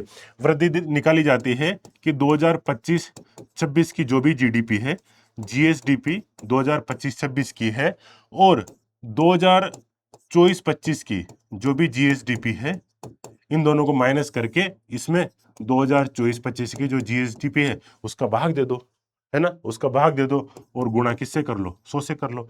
इसमें आपकी जो वृद्धि हुई है या फिर जो भी कमी हुई है वो यहां पर पता चल जाएगी। क्लियर है चीज? ठीक है। अब एक बार अपन ना इसका कंपैरिजन देख लेते हैं इंडिया के साथ में। इसका कंपैरिजन किसके साथ में देख लेते हैं? इंडिया के साथ भी देख लेते हैं कि जब वैसे अपना जो इकोनॉमिक सर्वे है उसमें इंडिया का नहीं दे रखा, लेकिन इंडिया का इकोनॉमिक सर्वे भी आ चुका है, तो उसके माध्यम से अपन कंपेयर कर लेते हैं कि हमारे जो देश की जीडीपी है वो चाहे स्थिर कीमतों पर रहे चाहे वो मार्केट प्राइस पर रहे, उसकी क्या स्थिति है, उसकी क्या स्थिति है। तो अगर स्थिर कीमतों की बात करें तो ये है 201.8 लाख करोड़ रुपए। कितनी है? 200, ये कितनी हो जाएगी आपकी? ये हो जाएगी 201.8 लाख करोड़ रुपए। कितनी है? 201.8 लाख करोड़ रुपए। और अगर अपन प्रचलित कीमतों की बात करें तो ये है 357.14 लाख करोड़ रुपए। कितनी है? 357.14 लाख करोड़ रुपए। तो आपको थोड़ा सा आइडिया होना चाहिए कि हमारे देश की जो स्थिर कीमतों पर जीडीपी है वो है 201.8, उसके कंपैरिजन में राजस्थान की केवल कितनी है? 9.81 लाख करोड़ रुपए है। ठीक है। और प्रचलित कीमतों पर राजस्थान की कितनी है? 9 का डबल 18, और 8 में से एक कम करो 7, है ना, तो 18.75 है। जबकि देश की कितने हैं? 357.14 है, 357.14 है। अगर जब वृद्धि की बात करते हैं तो इसमें तो हुई है 7.4% की वृद्धि पिछले साल की तुलना में, और इसमें वृद्धि हुई है आपकी 8% की। इसमें वृद्धि आपकी कितनी हुई है? इसमें वृद्धि हुई है 8% की। क्लियर है चीज आप लोगों को? ठीक है, एक बार अपन थोड़ा सा फिगर वापस से देख लेते हैं। देखिए, कांस्टेंट प्राइस पर जीडीपी बताओ भाई साहब। कांस्टेंट प्राइस पे जीडीपी कितनी है? 9.81 लाख करोड़ रुपए। 9.81 लाख करोड़ रुपए। मार्केट प्राइस पर जीडीपी हमारी कितनी है? 9 का डबल 18.75 लाख करोड़ रुपए। ठीक है। इसमें हमारी बढ़ोतरी कितनी है? 8 को आपको याद रखना है, 8.66% या फिर 8.66%। और इसमें वृद्धि कितनी हुई है? इसमें वृद्धि हुई है 10.24%। ठीक है। और अगर अपन 2011-12, 2021-22 के बाद से बात करें तो दोनों में लगातार वृद्धि जारी है, दोनों में लगातार वृद्धि आपकी चल रही है। क्लियर है ये चीज? यहां तक क्लियर है? ठीक है। ये क्या हो गया आपका? जीएसडीपी का आंकड़ा हो गया राजस्थान का। अब अगर अपन भारत की भी बात करें, अगर अपन भारत की बात करें तो भारत की जीडीपी यहां पर तो कितनी होगी कांस्टेंट प्राइस पर? ये होगी आपकी 201.8 लाख करोड़ रुपए। और ये कितनी होगी? 357.14 लाख करोड़ रुपए। कितनी होगी? 357.14 लाख करोड़ रुपए। 201.8 लाख करोड़ रुपए तो की कांस्टेंट प्राइस पर, स्थिर कीमतों पर। और 357.14 लाख करोड़ रुपए किस पे होगी? प्रचलित कीमतों पर। वृद्धि की बात करें तो यहां पर तो वृद्धि है आपकी 7.4%, और यहां पर वृद्धि कितनी है आपकी? 10%, है ना। ऐसे भी याद कर सकते हो, इसमें भी 10% है और इसमें भी 10% है आपकी। ठीक है ना। दोनों की कांस्टेंट प्राइस पे, दोनों की मार्केट प्राइस पे वृद्धि लगभग क्या है? समान है। भारत की 10% है और राजस्थान की कितनी है? 10.24% है। ये चीज क्लियर है आप लोगों को यहां तक? ठीक है ना। अब एक बार अपन इसका, इंडिया की जो जीडीपी है इसका थोड़ा सा और कंपैरिजन देख लेते हैं वर्ल्ड के साथ में। ठीक है। अगर अपन वैश्विक स्तर पर देखें, वैश्विक स्तर पर जब अपन बात करते हैं, वैश्विक स्तर पर, या फिर हम ग्लोबल जीडीपी की जब हम बात करते हैं, ग्लोबल जीडीपी की जब हम बात करते हैं, तो वैश्विक स्तर पर जो हमारी जीडीपी है उसके अगर मैं आंकड़े की बात करूं तो वो आंकड़ा कैसा दिखता है आपका? वैश्विक स्तर पर प्रथम नंबर पर जो जीडीपी है वो है यूएसए की। प्रथम नंबर पर जीडीपी कितनी है? क्या है? यूएसए की। वो कितनी है? 3.8 ट्रिलियन डॉलर। कितनी है? 3.8 ट्रिलियन डॉलर है। और ये किसके मुताबिक है? ये है आईएमएफ के मुताबिक, इंडियन इंटरनेशनल मॉनेटरी फंड के मुताबिक है। ठीक है ना। यूएसए की जीडीपी कितनी है? 31.8 ट्रिलियन डॉलर। यानी कि अगर आप देखोगे पूरे विश्व की जो जीडीपी है उसका 1/3 तो अकेला यूएसए का ही है। सेकंड नंबर पे आपका आता है चाइना। सेकंड नंबर पे क्या आता है? चाइना, जिसकी लगभग क्या है? 21 ट्रिलियन डॉलर के आसपास है। कितने हैं? 21 ट्रिलियन डॉलर के आसपास है। थर्ड नंबर पे आता है आपका जर्मनी। थर्ड नंबर पे क्या आता है? जर्मनी आता है। ठीक है ना। और फोर्थ नंबर पे आपका आप क्या आ गया, फोर्थ नंबर पे आ गया इंडिया। और इंडिया की जो जीडीपी है वो लगभग कितनी है, आईएमएफ के मुताबिक, आईएमएफ के मुताबिक इंडिया की जो जीडीपी है वो है आपकी 4.5 ट्रिलियन डॉलर। कितनी है, आईएमएफ के मुताबिक ये है आपकी 4.5 ट्रिलियन डॉलर। 4.5 ट्रिलियन डॉलर का मतलब है कि आईएमएफ ये ऑफिशियली क्लेम करता है कि इंडिया विश्व की चौथी सबसे बड़ी अर्थव्यवस्था बन गया है, क्योंकि 5 नंबर पे कौन है, 5 नंबर पर है आपका जापान। 5 नंबर पर कौन है, जापान, जिसको हमने पछाड़ दिया है। 5 नंबर पर कौन है, जापान, जिसको हमने पछाड़ दिया है। ऊपर जो जर्मनी है, जर्मनी की जीडीपी भी 6 साढ़े 6 के आसपास है। तो लगता है कि 1-2 साल में हम जर्मनी को भी पिछाड़ देंगे। और सरकार का तो ये लक्ष्य है सही कि 2030 तक लगभग हमें कितनी अर्थव्यवस्था वाला देश बनना है, तीसरी सबसे बड़ी अर्थव्यवस्था वाला देश बनना है।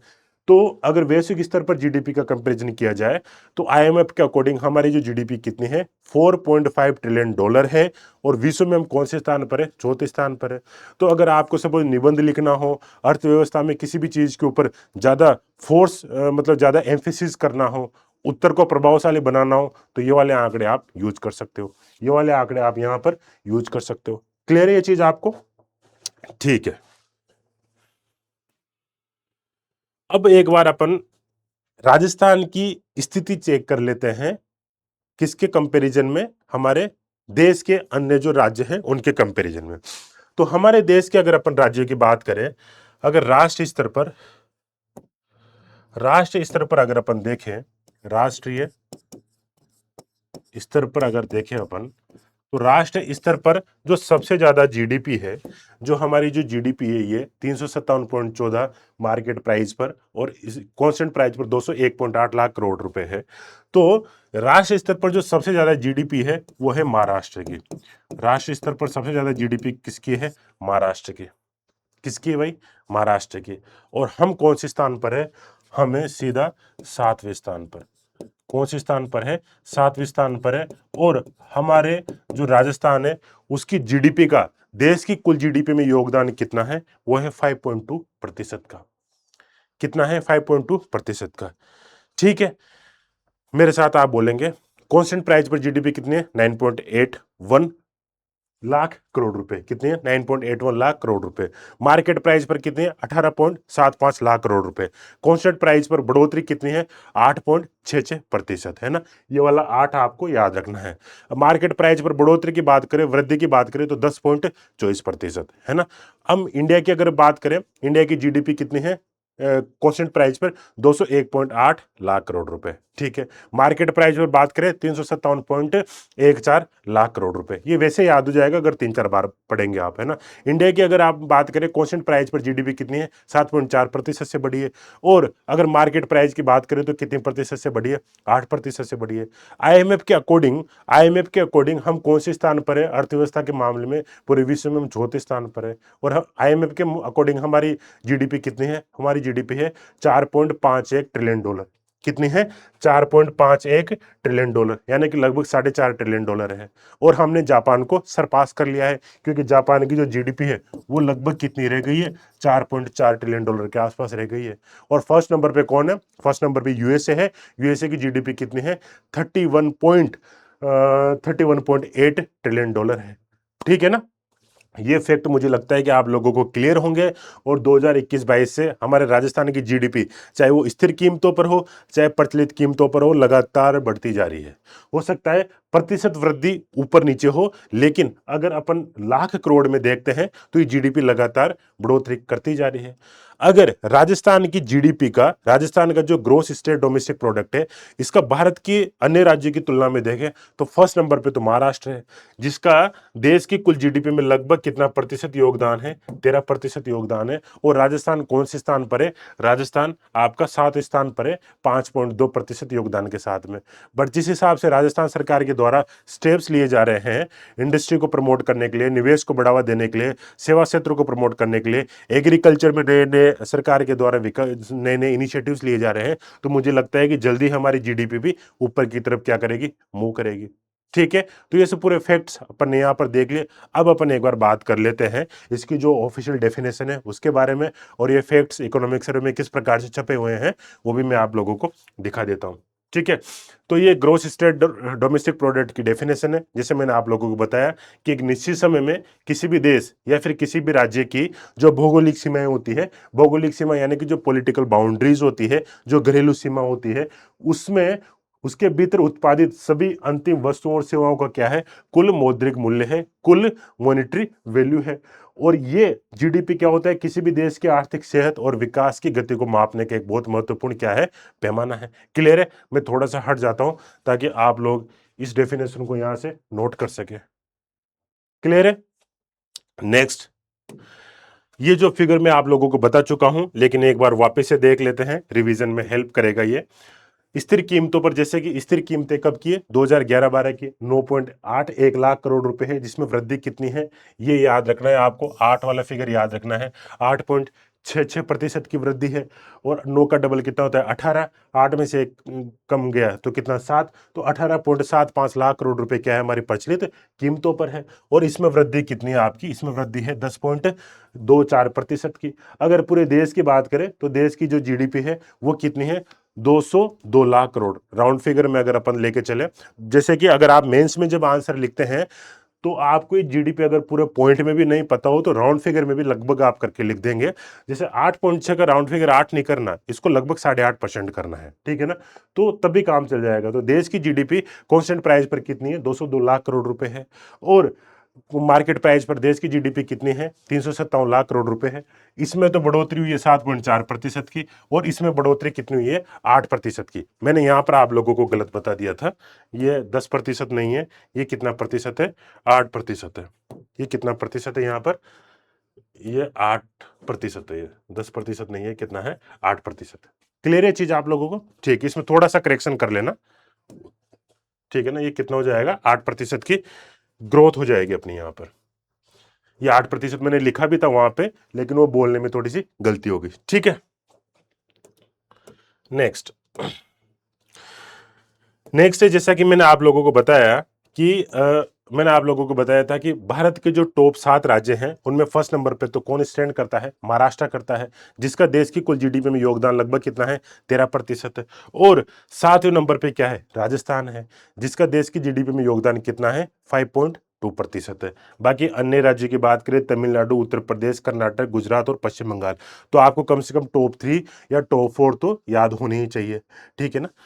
नेक्स्ट, अगर अपन देखें आईएमएफ के अनुसार, जैसा मैंने बताया कि भारत कौन से स्थान पर है, चौथे स्थान पर है, और हमारी जीडीपी कितनी है, 4.51 ट्रिलियन डॉलर है, ठीक है। और यूएसए के जीडीपी जो सबसे ज्यादा है वो कितने हैं, 31.8 ट्रिलियन डॉलर है। तो मुझे लगता है जीएसडीपी से संबंधित जो तमाम प्रकार के आंकड़े हैं वो आप लोगों के क्लियर होंगे। अब हम बढ़ते हैं दूसरे इंडिकेटर की तरफ। किसकी तरफ चलते हैं अपन, दूसरे इंडिकेटर की तरफ चलते हैं। जो दूसरा इंडिकेटर है हमारा अर्थव्यवस्था, आर्थिक विकास का, ये देखो इकोनॉमिक सर्वे में इस प्रकार से छपता है, 2011-12 से लेकर 2021-22 से लेकर 2025-26 तक के आंकड़े आपके यहाँ पर उपलब्ध है। मैंने आपको जो याद कराया है वो याद कराया है 9.81 लाख करोड़ रुपए, है ना। और आपको इतना ही याद करना है, चाहे प्रीलिम्स का एग्जाम हो, इतने सारे फिगर कहीं पे भी नहीं मिलते हैं। अगर आप 9.81 लाख करोड़ रुपए लिख देंगे तो आपका आंसर बिल्कुल सही हो जाएगा, ठीक है ना। ऑप्शन में ज्यादा से ज्यादा आपको 9.82 मिल सकता है। ऑप्शन में ज्यादा से ज्यादा आपको क्या मिल सकता है, 9.82, क्योंकि यहाँ 8 है तो यहाँ पर एक की जगह क्या हो जाएगा, 2 जाएगा अगर पॉइंट में लिखते हैं तो। लेकिन आपको पॉइंट वाला ही याद करना है, बाकी इतना सारा फिगर आपको याद करने की जरूरत हो है भी नहीं और याद होता भी नहीं है वो, ठीक है। 9.81 और ये यहाँ पर 18.75, और ये प्रतिशत वृद्धि होगी आपकी, है ना, 8.66 और 10.24%। इस प्रकार से इकोनॉमिक सर्वे में आपके डेटा लिखे हुए हैं, लेकिन वो मैं आपको पहले ही क्लियर करा चुका हूं, ठीक है। नेक्स्ट अपन देखते हैं, ये इस प्रकार का जो ग्राफ है वो भी आपका इकोनॉमिक सर्वे में दिया गया है।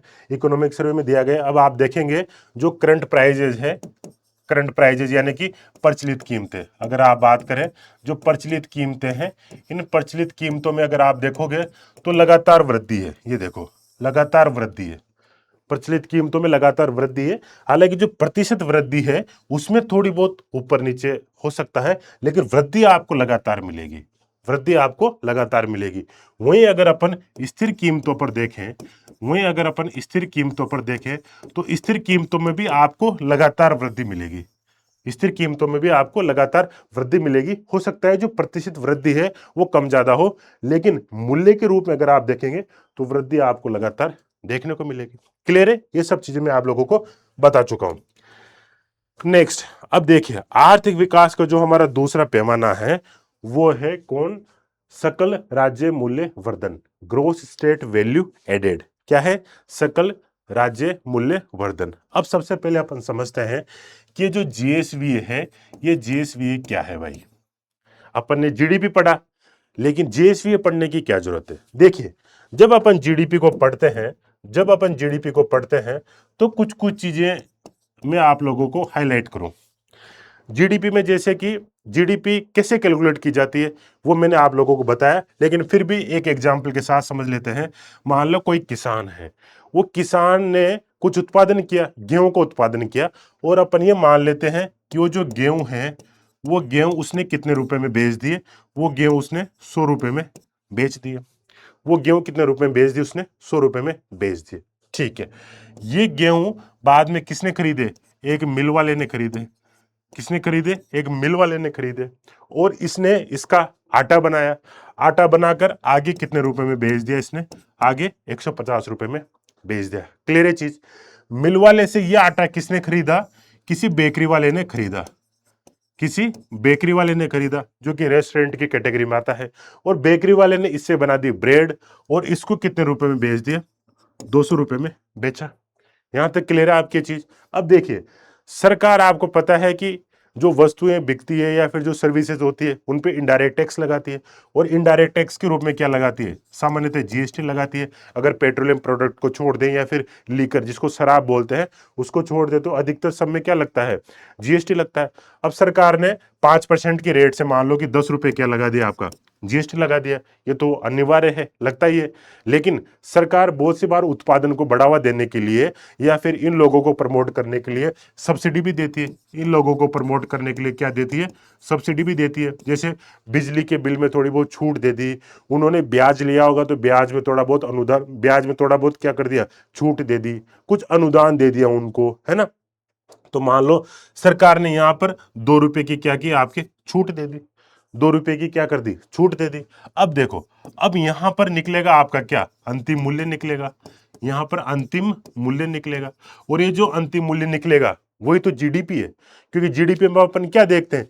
जीडीपी में देखते हैं कि जो अंतिम वस्तु बन रही है, इस अंतिम वस्तु का कुल मूल्य कितना है? इस अंतिम वस्तु का कुल मूल्य कितना है? तो इसका कुल मूल्य कितना हो जाएगा? 200 प्लस 10, 210 माइनस 2 तो इसका जो अंतिम मूल्य हो जाएगा वो कितना हो जाएगा? 208 रुपए। तो अपन बोल सकते हैं कि हमारी जीडीपी कितनी, या फिर हमारा जीएसडीपी कितना हुआ? 208 हुआ। अब ये तो मैंने पर्टिकुलर एक एग्जांपल लेके बताया है। तमाम प्रकार की चीजें हमारे देश में उत्पादित की जाती है या फिर हमारे राजस्थान में उत्पादित की जाती है, उनकी जीडीपी की कैलकुलेशन भी ऐसे की जाती है। इसमें और भी सारी टेक्निकलिटीज इन्वॉल्व है। ये मैंने एक बहुत छोटा सा सिंपल सा एग्जाम्पल लिया ताकि मैं आप लोगों को क्लियर कर सकूं। ये समझ में आ गया? इस प्रकार से जीडीपी की कैलकुलेशन की जाती है। देखिए, लेकिन इस जीडीपी की कैलकुलेशन में एक दिक्कत है। क्या दिक्कत है? एक नहीं, दो तीन दिक्कत है। सबसे पहले बात तो ये देखो, अगर सरकार यहां पर मान लो कि सरकार 5% टैक्स रेट लगाती है, 5% टैक्स रेट लगाती है, तो वैल्यू निकल कर कितनी आई? 18, मतलब वैल्यू निकल कर आई टैक्स की 10 रुपए आई। सरकार ने कल को इसमें 12% टैक्स रेट कर दी, तो टैक्स रेट 12% कर दी, क्योंकि जीएसटी की रेट ऐसे चलती है 5%, 12%, 18%, 28% ऐसे कर दी, तो 12% के हिसाब से कितना हो जाएगा? ये हो जाएगा 24 रुपए। 12% के हिसाब से कितना हो जाएगा? 24 रुपए हो जाएगा। 24 रुपए होते ही मान लो सरकार ने सब्सिडी भी बोलती है सरकार की, हमने 2 रुपए कंटिन्यू रखी। तो अब देखो आप इसकी 224 माइनस 2, 224 माइनस 2 यानी कि 222। अब अंतिम मूल्य हमारा कितना हो जाएगा? 222। तो एक झटके से सरकार ने जीडीपी बढ़ा दी। केवल क्या करना पड़ा? केवल टैक्स बढ़ाना पड़ा। केवल सरकार को टैक्स बढ़ाना पड़ा, और जैसे टैक्स के रेट में परिवर्तन किया जीडीपी फटाक से बढ़ गई आपकी। तो ये तो गलत चीज हुई। इससे तो हमें पता ही नहीं चल रहा कि जीडीपी का फिगर सही है या नहीं है। तो एक तो जीडीपी से हमें क्या पता चलता है कि सरकार चाहे तो टैक्स को बढ़ाकर जीडीपी की रेट में भी जीडीपी को भी परिवर्तित कर सकती है। यानी कि इसमें अब टैक्स बढ़ाने का मतलब ये है कि महंगाई बढ़ गई, है ना। अब मान लो कि पहले 208 थी, अब रेट कितनी होगी, 222 होगी। तो जो आम उपभोक्ता है आपकी तरह मेरी तरह, उसको तो लगेगा कि यार महंगाई बढ़ गई, लेकिन महंगाई नहीं बढ़ी, वो क्या बढ़ा है, टैक्स रेट बढ़ गई। ठीक है ना। तो एक तो इससे क्या होता है कि हमें जीडीपी की जो एक्चुअल स्थिति है उसका पता नहीं चल पाता, क्योंकि इसमें टैक्स का बहुत इंपॉर्टेंट रोल होता है, इसमें टैक्स का बहुत इंपॉर्टेंट रोल होता है। तो एक तो ये जीडीपी से ये चीज हमें पता नहीं चल पाती। जीडीपी से एक तो हमें इसकी जो वास्तविक स्थिति है ना वो पता नहीं चल पाती, वास्तविक स्थिति हमें पता नहीं चल पाती है, क्योंकि इसमें आपका किसका प्रभाव होता है, इसमें आपका जो टैक्स होता है, टैक्स मान लो या फिर अपन महंगाई मान लेते हैं, इस महंगाई का प्रभाव भी कहीं ना कहीं छुपा होता है, इस महंगाई का प्रभाव भी कहीं ना कहीं छुपा रहता है। इसलिए हमें जीडीपी की एक्चुअल स्थिति पता नहीं चल पाती। और क्या पता नहीं चल पाता कि ये जो कृषि क्षेत्र है, ये क्षेत्र कौन सा है, ये क्षेत्र कृषि क्षेत्र है आपका। ठीक है, ये क्षेत्र कौन सा हो गया, ये कोई फैक्ट्री वगैरह होगी, कोई छोटी सी मशीन वगैरह लगी होगी जहां पर इसने उत्पादन किया, तो ये उद्योग क्षेत्र हो गया हमारा। और जो रेस्टोरेंट, बेकरी वगैरह, ये सब सर्विस सेक्टर के अंतर्गत आते हैं, क्योंकि सेवा प्रोवाइड करते हैं। तो ये किसके अंतर्गत आ गया, ये हमारा सेवा क्षेत्र के अंतर्गत आ गया। ये किसके अंतर्गत आ गया, हमारा सेवा क्षेत्र के अंतर्गत आ गया। अब भाई साहब, जीडीपी में इन लोगों ने भी तो कुछ योगदान किया होगा। जीडीपी में कृषि क्षेत्र का भी तो योगदान होगा, उद्योग क्षेत्र का भी तो योगदान होगा, सेवा क्षेत्र का भी तो योगदान होगा। वो कहां है, वो तो हमारे पास फिगर है नहीं। तो ये तो गलत बात है। आपने तो जीडीपी केवल क्या किया, जीडीपी को उपभोक्ता के अनुसार, उपभोक्ता के स्तर पर कैलकुलेट कर लिया। जीडीपी को आपने किसके स्तर पर कैलकुलेट कर लिया, उपभोक्ता के स्तर पर कैलकुलेट कर लिया। अब अगर मैं जीडीपी को आपने उपभोक्ता के स्तर पर कैलकुलेट कर लिया, अब अगर मैं जीडीपी को उत्पादन के स्तर पर कैलकुलेट करना चाहूं, तो उत्पादन के स्तर पर कैलकुलेट करना चाहूं तो कैसे करूंगा। भाई जीडीपी में आपने बता दिया, अंतिम मूल्य के आधार पर जीडीपी आपने कैलकुलेट कर ली, तो वो तो जीडीपी की कैलकुलेशन उपभोक्ता के स्तर पर हुई, उत्पादन के स्तर पर तो जीडीपी की कैलकुलेशन हुई नहीं। अब कोई मेरे से पूछे कि भाई कृषि क्षेत्र का योगदान कितना है जीडीपी में, इंडस्ट्री सेक्टर का योगदान कितना है जीडीपी में, सर्विस सेक्टर का योगदान कितना है जीडीपी में, मैं कैसे बताऊंगा। तो इसके लिए जीएसवीए की कैलकुलेशन की जाती है। किसकी की जाती है, ग्रोस स्टेट वैल्यू एडेड, इनकी इसकी कैलकुलेशन की जाती है। अब कृषि क्षेत्र का योगदान कितना था जीडीपी में, 100 था, 100 रुपए था। उद्योग का योगदान कितना था, 150 नहीं था। समझना बहुत इंपॉर्टेंट चीज बता रहा हूं, 150 नहीं था, 100 तो इसमें गेहूं था, 100 तो कृषि क्षेत्र का था। इसने तो 50 रुपए का वैल्यू एडिशन किया, इसने वैल्यू एडिशन कितना किया, 50 रुपए का। तो उत्पादन की प्रक्रिया में इसका योगदान कितने रुपए का था, 50 रुपए का था। इसका योगदान 200 रुपए का थोड़ा ना था।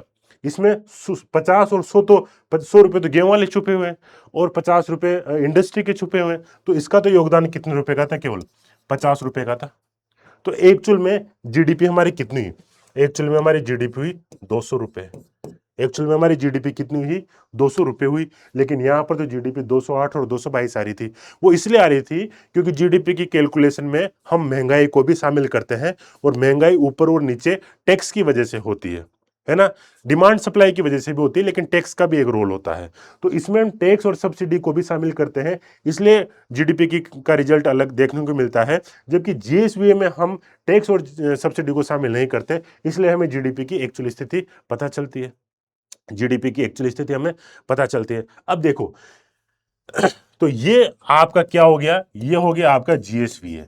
जीएसवीए का मतलब हो गया अर्थव्यवस्था के जो अलग अलग क्षेत्र है उनका जीडीपी में कितना योगदान है। तो इस मामले में, इस पर्टिकुलर मामले में कृषि क्षेत्र का योगदान तो हुआ 100 रुपए का, मिल का योगदान हुआ 50 रुपए का, और बेकरी का योगदान हुआ 50 रुपए का। अब कुछ लोग ऐसे भी कर सकते हैं, कुछ लोग ऐसे करेंगे कि सर कृषि क्षेत्र का योगदान तो 100 रुपए था, मिल का योगदान 150 रुपए था, और सेवा क्षेत्र का योगदान 200 रुपए का था, ये रहा, है ना। तो अगर आप इसको जोड़ोगे तो ये तो 450 निकल गया। आप बोलोगे कि सर जीडीपी तो 450 हुई, या फिर हमारा जो जीएसवीए है ये 450 हुआ। नहीं भाई, 450 नहीं है, इसमें आपने ओवरलैपिंग कर दी, डबल बार आपने चीजों को जोड़ दिया। गेहूं को भी जोड़ दिया, बाद में ये वाला गेहूं इसमें भी शामिल और गेहूं इसमें भी शामिल है, ठीक है ना भाई। गेहूं का 100 रुपया आपको शामिल थोड़ा ना करना है, आपको तो केवल वैल्यू एडिशन शामिल करना है कि इन्होंने उत्पादन की प्रक्रिया में कितना योगदान दिया। इसमें 100 रुपये तो गेहूं की प्राइस थी, इन्होंने तो वैल्यू एडिशन कितने का किया, इन्होंने वैल्यू एडिशन केवल कितने का किया, 50 रुपए का किया, और इन्होंने वैल्यू एडिशन कितना किया, 50 रुपए का किया। तो जो जीएसवीए है, जीएसवीए में हम यही देखते हैं कि हमारी अर्थव्यवस्था के जो अलग अलग क्षेत्र है उनके द्वारा कितना नया उत्पादन जोड़ा गया। जो नया उत्पादन जोड़ा गया है उस उत्पादन का जो मूल्य होता है वही क्या कहलाता है, आपका जीएसवीए कहलाता है। वही उत्पादन का मूल्य क्या कहलाता है, जीएसवीए कहलाता है। क्लियर है चीज। तो अगर यहां से अपन जीएसवीए की एक जीएसवीए का अगर फॉर्मूला बनाना चाहे तो देखो, ये तो हो गया आपका जीएसवीए, ये पूरा क्या हो गया, जीएसवीए हो गया। क्या हो गया आपका पूरा जीएसवीए हो गया। जीएसवीए कैसे हुआ, क्योंकि यहां तक जीडीपी 200 रुपये आ रही थी और जीएसवीए से भी कितने 200 रुपये आई, है ना। बाद में इसमें क्या जुड़ गया आपका इनडायरेक्ट टैक्सेस, आपका क्या जुड़ गया indirect taxes, indirect taxes on product, indirect taxes जुड़ गया। लेकिन हमने क्या घटा दी, सब्सिडी भी घटा दी, सब्सिडी भी घटा दी, सब्सिडी ऑन प्रोडक्ट, ठीक है। बराबर निकल कर क्या आ गया आपका जीडीपी, बड़ा बराबर निकल कर के आ गया जीएसडीपी। तो यही इन दोनों के बीच में लिंक है।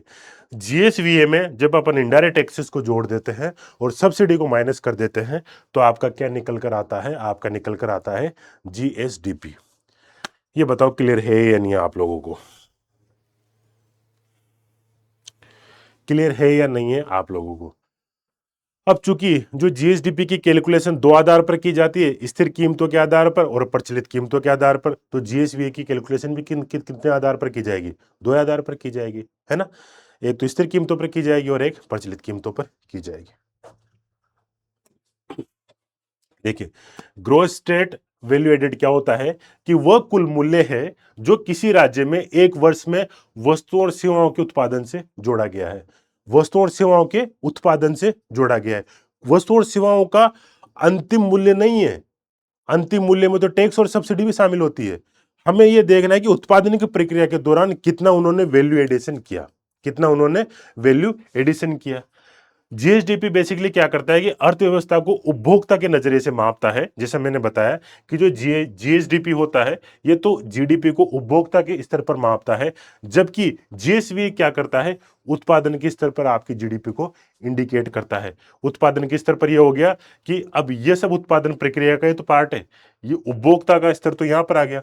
तो जो जीएसवीए है ये तो आपका जीडीपी है, ये तो अर्थव्यवस्था को उपभोक्ता के स्तर से मापता है, जबकि जो जीएसवीए होता है ये आपकी जो जीडीपी है इसको उत्पादन के नजरिए से मापता है। क्लियर है। और ये दोनों का फॉर्मूला मैंने आप लोगों को बता ही दिया। I hope this is clear to you all, ठीक है ना। एक बार इंग्लिश में मैंने लिखा है, जो लोग नोट करना चाहते हैं वो यहां से नोट कर लें। नेक्स्ट अब अपन देखेंगे, देखिए अब है कि प्रचलित कीमतों और जो मार्केट प्राइस है इन पर, इस पर जो अलग अलग अर्थव्यवस्था के अलग अलग क्षेत्र है उनका योगदान कितना है। अब अपन सबसे पहले बात करते हैं प्रचलित कीमतों पर, सॉरी स्थिर कीमतों पर। स्थिर कीमतों का मतलब है कि हम सबसे पहले बात करेंगे कांस्टेंट प्राइस पर, कांस्टेंट प्राइस पर। कांस्टेंट प्राइस पर अगर अपन, आपको पता है कि अर्थव्यवस्था के तीन क्षेत्र होते हैं, एक तो कृषि क्षेत्र होता है, एक उद्योग क्षेत्र होता है और एक तो कृषि क्षेत्र होता है, उद्योग क्षेत्र होता है और एक सेवा क्षेत्र हो गया। या फिर आप इनको ऐसे भी देख सकते हैं, प्राइमरी सेक्टर, सेकेंडरी सेक्टर और टर्सरी सेक्टर। जो प्राइमरी सेक्टर के अंतर्गत जो कृषि आती है, कृषि के अंतर्गत बेसिकली आपकी और भी गतिविधियां आती है। कृषि के अंतर्गत जैसे कि आपकी एक तो क्रॉप्स आ गई, यानी कि आपकी क्या आ गई, फसलें आ गई, है ना, क्या आ गई, फसलें आ गई। इसके अंतर्गत आप इसमें फॉरेस्ट्री को भी शामिल करते हैं। किसको शामिल करते हैं, वानिकी, फॉरेस्ट्री को भी शामिल करते हैं, वानिकी को भी आप इसमें क्या करते हैं, शामिल करते हैं।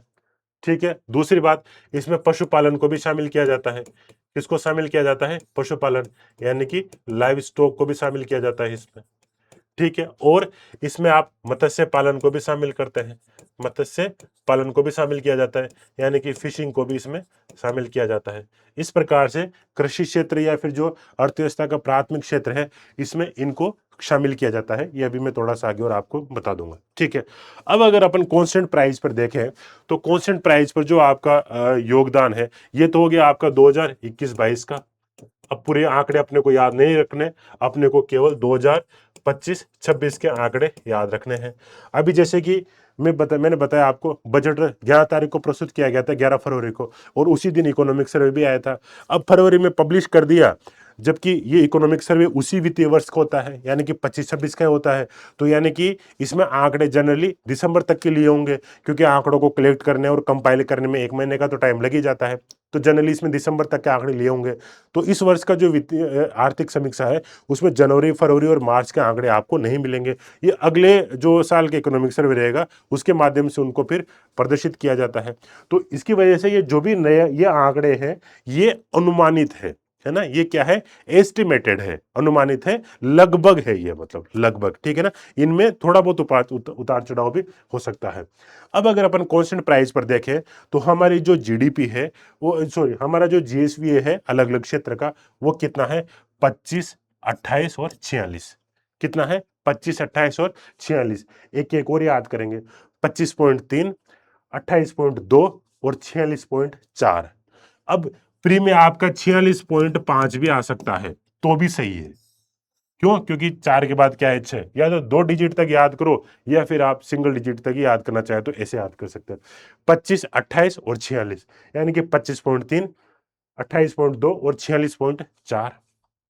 ठीक है, अगर अपन देखें प्रचलित कीमतों पर देखें, प्रचलित कीमतों का मतलब है, अगर अपन मार्केट प्राइस पर देखें, मार्केट प्राइस पर जो योगदान है वो कितना है, 25, 26 और 47। कितना है, 25, 26, 47, 0.7, 0.5 और 0.7। ठीक है ना। एक बार अब अपन इनको याद करते हैं, ऐसे तो काम नहीं चलेगा। ठीक है ना,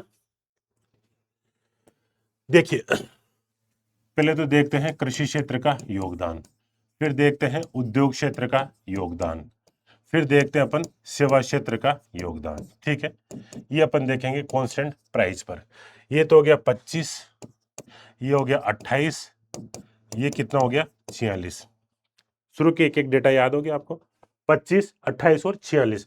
पॉइंट लगा दो, 0.3, 0.2, 0.4, 0.3, 0.2 और 0.4, 0.3, 0.2 और 0.4। ठीक है, अगर अपन मार्केट प्राइस की बात करें, मार्केट प्राइस की बात करें तो मार्केट प्राइस पर कृषि जो क्षेत्र है, इसके अलावा जो उद्योग है और जो सेवा है, इनका योगदान कितना हो जाएगा, यहाँ तो जाएगा 25, यहाँ हो जाएगा 26 और यहाँ हो जाएगा कितना, 47। यहाँ कितना हो जाएगा, 47। यहाँ पॉइंट में 7, 0.5, 0.7। क्लियर है, अभी पिछली स्लाइड में था, मेरे को भी याद हो गया, तो आप भी आराम से इसको याद कर सकते हो। 25, 28, 46, 25, 28, 46, 0.3, 0.2, 0.4। और मार्केट प्राइस पर क्या हो जाएगा, 25, 26, 47। कितना हो जाएगा, 25, 26, 47 और 0.7, 0.5 और 0.7।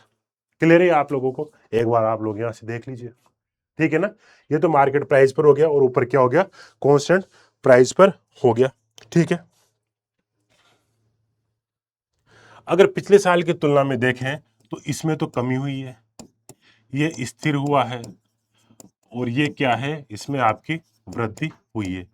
ये आपको पिछले साल का फिगर याद करने की जरूरत नहीं है, बस हल्का सा आप ऐसे नोट कर ले कि पिछले साल की तुलना में कांस्टेंट प्राइस पर जो कृषि क्षेत्र का जीएसपी है उसमें कमी हुई है, क्योंकि आपको पता है कि एग्रीकल्चर सेक्टर है, उसमें बहुत सारी समस्याएं हैं, तो उसका योगदान, उसका जो उत्पादन है वो कम ज़्यादा होता रहता है, इसलिए जीएसवीए में भी उसका जो जीडीपी में भी उसका योगदान है थोड़ा सा कम ज़्यादा होता रहता है। तो इसमें कमी, पिछले साल का भी 28.2% था, इस बार का भी 28.2% है। ये सब प्रतिशत में है, इनकी वैल्यू आप कैसे निकाल सकते हैं, इनकी वैल्यू अपन बाद में देखेंगे, जब ये जो आंकड़े हैं ना, ये चैप्टर वाइज अपन आगे देखेंगे ना, कृषि क्षेत्र का चैप्टर आएगा, उद्योग क्षेत्र का चैप्टर आएगा, सेवा क्षेत्र का चैप्टर आएगा, वहां पर ये आंकड़े ऐसे कैसे रिपीट होने वाले हैं। तो इनका जो नंबर है, वो नंबर लाख करोड़ में कितना है वो अपन वहां पे देखेंगे। अपन केवल की इंडिकेटर्स ऑफ इकोनॉमिक ग्रोथ देख रहे हैं, वहां पर आपका ये प्रतिशत में ही लिखा हुआ है, तो ज्यादा चांसेस आपके प्रतिशत में ही पूछने के हैं। ठीक है, अगर मार्केट प्राइस पर अगर अपन बात करें तो मार्केट प्राइस पर इसमें तो हुई है कमी, इसमें भी हुई है कमी, और इसमें क्या हुई है, वृद्धि हुई है। इसमें क्या हुई है, आपकी वृद्धि हुई है। ठीक है। कृषि क्षेत्र का कितना भाई, देखो कांस्टेंट प्राइस पर कितना हो गया, 25, 28 और 46। 25 फिर दो तीन जोड़ने 28, कितना हो गया 25, 28 और 46। पॉइंट में अगर अपन देखें तो 324, 324, 0.3, 0.2, 0.2 और 0.4 हो गया। मार्केट प्राइस पे देखना हो तो 25, 26 और 47, कितना हो गया 25, 26 और 47, 0.7, 0.5, 0.7, कितना हो गया 0.7, 0.5 और 0.7। क्लियर है ये, 25, 28, 46 और 25, 26, 47। एक बार और लिखा जाएगा, एक बार आगे लिखेंगे अपन इसको। ठीक है। अब एक बार आपका छोटा सा रिवीजन करवा देते हैं कि देखो आप लोग पकड़ पा रहे हो नहीं पकड़ पा रहे। ठीक है। अब बताओ जीएसडीपी बताओ, कांस्टेंट प्राइस पर कितनी है, कांस्टेंट प्राइस पे कितनी है भाई जीडीपी, कांस्टेंट प्राइस पर जीडीपी कितनी है आपकी, कांस्टेंट प्राइस पर जीडीपी कितनी है, 9.81 लाख करोड़ रुपए। कितने, 9.81 लाख करोड़ रुपए। इसमें वृद्धि कितनी थी, 8 से मैंने बोला था याद करना है, तो वृद्धि कितनी है, 8.66% है, 8.66% है।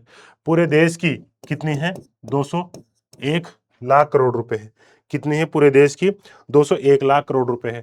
फिगर में अगर आपको देखना हो तो 201.8 लाख करोड़ रुपए थी। ठीक है ना। अगर अपन मार्केट प्राइस पर देखें तो मार्केट प्राइस पर मैंने बताया था 9 का 8 डबल कितना हो जाएगा 18, और 8 में से 1 कम कर दो, 18.75 लाख करोड़ रुपए होगी। वृद्धि की बात करें तो वृद्धि इसमें कितनी हो जाएगी, 10.24% की क्या हो जाएगी, इसमें वृद्धि हो जाएगी। पूरे देश की देखनी हो, पूरे देश की कितनी है, 357 लाख करोड़ रुपए है। कितनी है पूरे देश की 357 लाख करोड़ रुपए। पॉइंट में कितना था, 357.14। इसमें वृद्धि, इसमें तो वृद्धि थी 7.4%, और इसमें वृद्धि कितनी थी, 8%। क्लियर है आपको। तो ऐसे आपको थोड़ा सा पढ़ने के बाद में क्या करना है, रिवीजन करना है। आईएमएफ के अनुसार देश, जो भारत देश है वो वैश्विक स्तर पर अर्थव्यवस्था के कौन से स्तर पर, कौन से स्थान पर है, चौथे स्थान पर है, 4.5 एक ट्रिलियन डॉलर। फर्स्ट नंबर पर अमेरिका है, 31.8 ट्रिलियन डॉलर। दूसरे राज्यों की तुलना में राजस्थान का जीडीपी में योगदान कितना है, देश की जीडीपी में 5.2%। कौन से स्थान पर है, 7 स्थान पर है। क्लियर है। जीएसवी की बात करते हैं वापस से। कांस्टेंट प्राइस पर कृषि का कितना है, 25, उद्योग का कितना है 28, सर्विस का कितना है 46, और पॉइंट में कितना आ जाएगा 324। कितना आ जाएगा 324। पहले कमी, फिर स्थिर, फिर वृद्धि। नीचे अगर मार्केट प्राइस पर देखें तो 25, 26, 47, 7, 5, 7, 7, 5, 7, कमी कमी वृद्धि, कमी कमी वृद्धि। नोट करो इसको।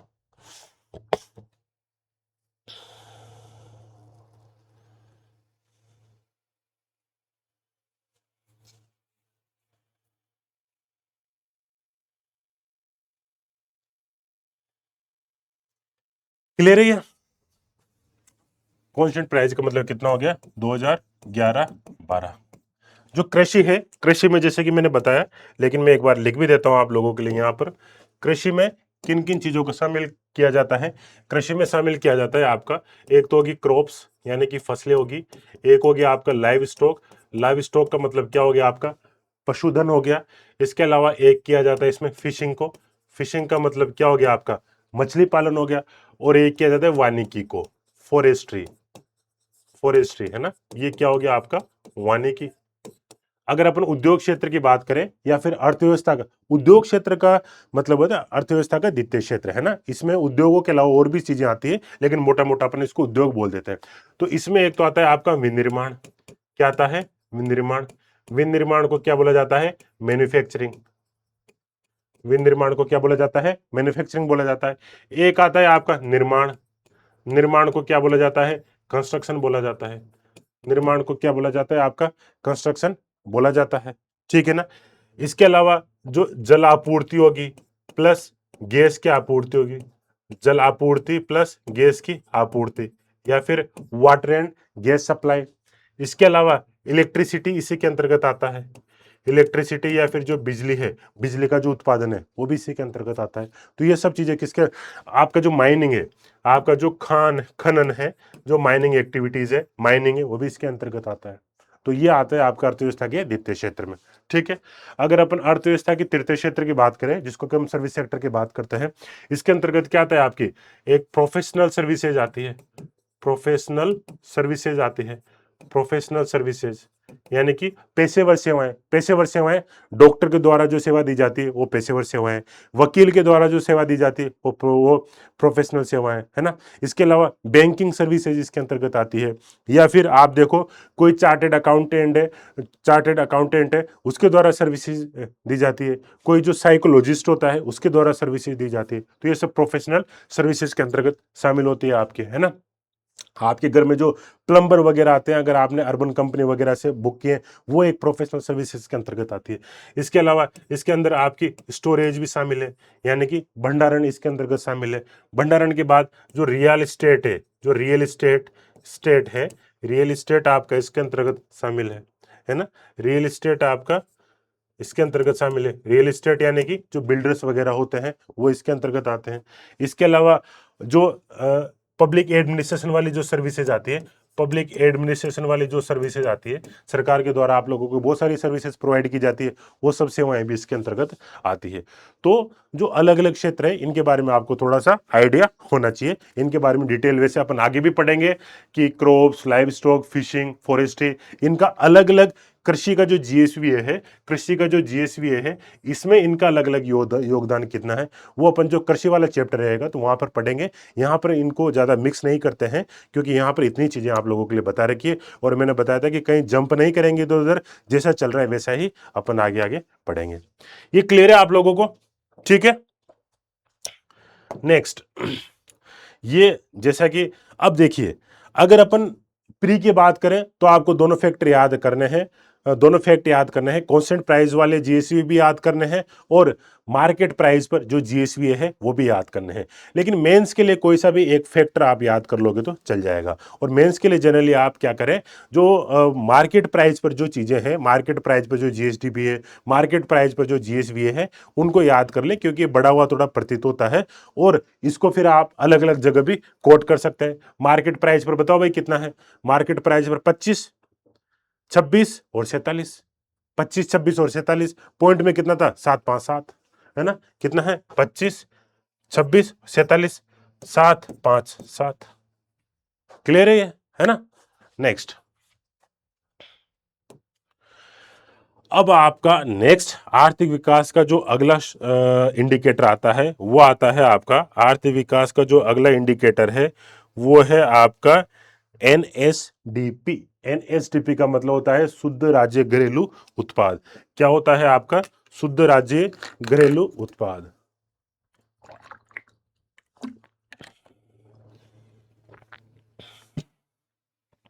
शुद्ध राज्य घरेलू उत्पाद, नेट स्टेट डोमेस्टिक प्रोडक्ट।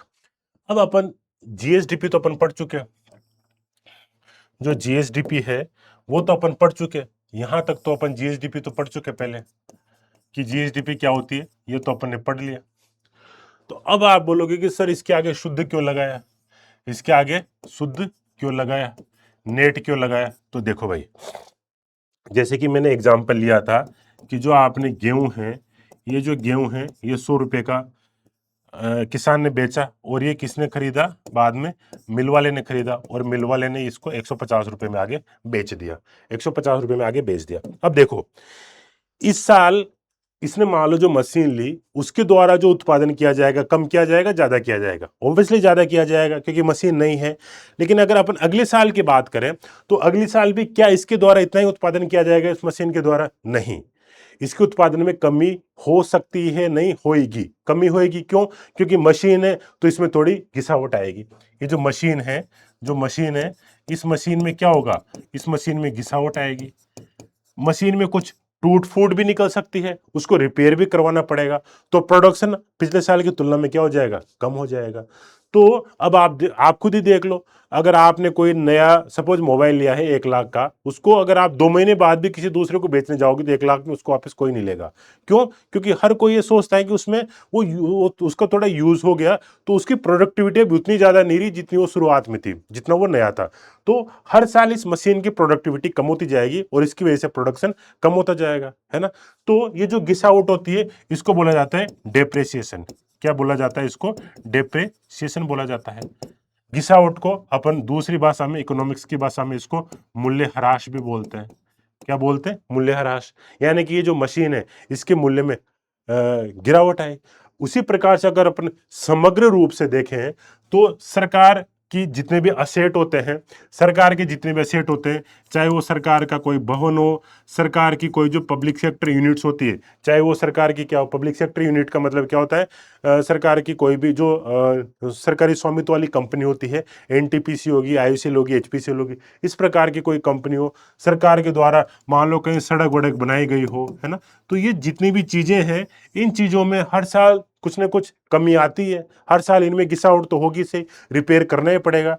तो इनमें मूल्यह्रास भी होता है, इनमें क्या होता है? डेप्रिसिएशन भी होता है। तो जब इस डेप्रिसिएशन को आप जीडीपी में से माइनस कर देते हैं, जो जो ग्रोस स्टेट डोमेस्टिक प्रोडक्ट जो आपका आया, इस जीएसडीपी में से जब आप इस मूल्यह्रास को माइनस कर देते हैं, इस डेप्रिसिएशन को माइनस कर देते हैं, तो जो फिगर आपको प्राप्त होता है वो होता है आपका एनएसडीपी। एनएसडीपी क्या प्राप्त होता है? आपका एनएसडीपी। ठीक है। और इस एनएसडीपी को राज्य की वास्तविक शुद्ध आय भी कहा जाता है। इसको क्या कहा जाता है? राज्य की वास्तविक real net income of A state, शुद्ध आय। इसको क्या कहा जाता है? राज्य की वास्तविक शुद्ध आय भी कहा जाता है इसको। तो मेरे हिसाब से जो एनएसडीपी वाला फैक्ट है वो आप लोगों का क्लियर है कि उत्पादन की प्रक्रिया के दौरान जो मशीनें होती है, चाहे वो भवन हो, चाहे वो मशीन हो, चाहे और भी चाहे सड़क हो, चाहे आपने कोई ट्रक लिया हो, बहुत सारी चीजें हो, उनमें घिसावट आएगी से, उनमें डेप्रिसिएशन आएगा से, तो उनकी वजह से उत्पादन क्या होता है? कम हो जाता है, नकारात्मक रूप से प्रभावित होता है। इसलिए हमें ये चाहिए होता है कि जीडीपी में से अपन उस डेप्रिसिएशन को भी घटाएं, ताकि अब पता चले कि हमारी नेट जीडीपी क्या है, इतनी है, हमारी नेट जीडीपी इतनी है। जैसे आपके पास मान लो एक बाइक है जो आपने 1 लाख की खरीदी थी, अब आप उसको बेचना चाहते हैं, तो आपकी जीडीपी वैसे तो कितनी होगी? क्योंकि एक वस्तु है आपके पास, उसका मूल्य 1 लाख है, तो आपकी जीडीपी कितनी है? 1 लाख है अभी। ठीक है।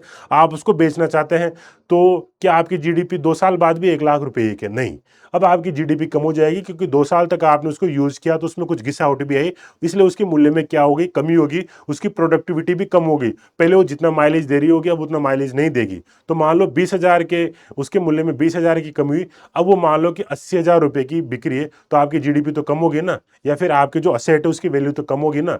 इसीलिए अगर आपको नेट जीडीपी निकालना है, 2 साल बाद अगर मैं पूछूं कि आपके पास नेट वैल्यू कितनी इस बाइक की, तो नेट वैल्यू होएगी, आप 1 लाख नहीं बोल सकते आप, उसमें से जो घिसावट हुई है, जो मूल्यह्रास हुआ है, जो डेप्रिसिएशन हुआ है, वो भी आपको माइनस करना पड़ेगा।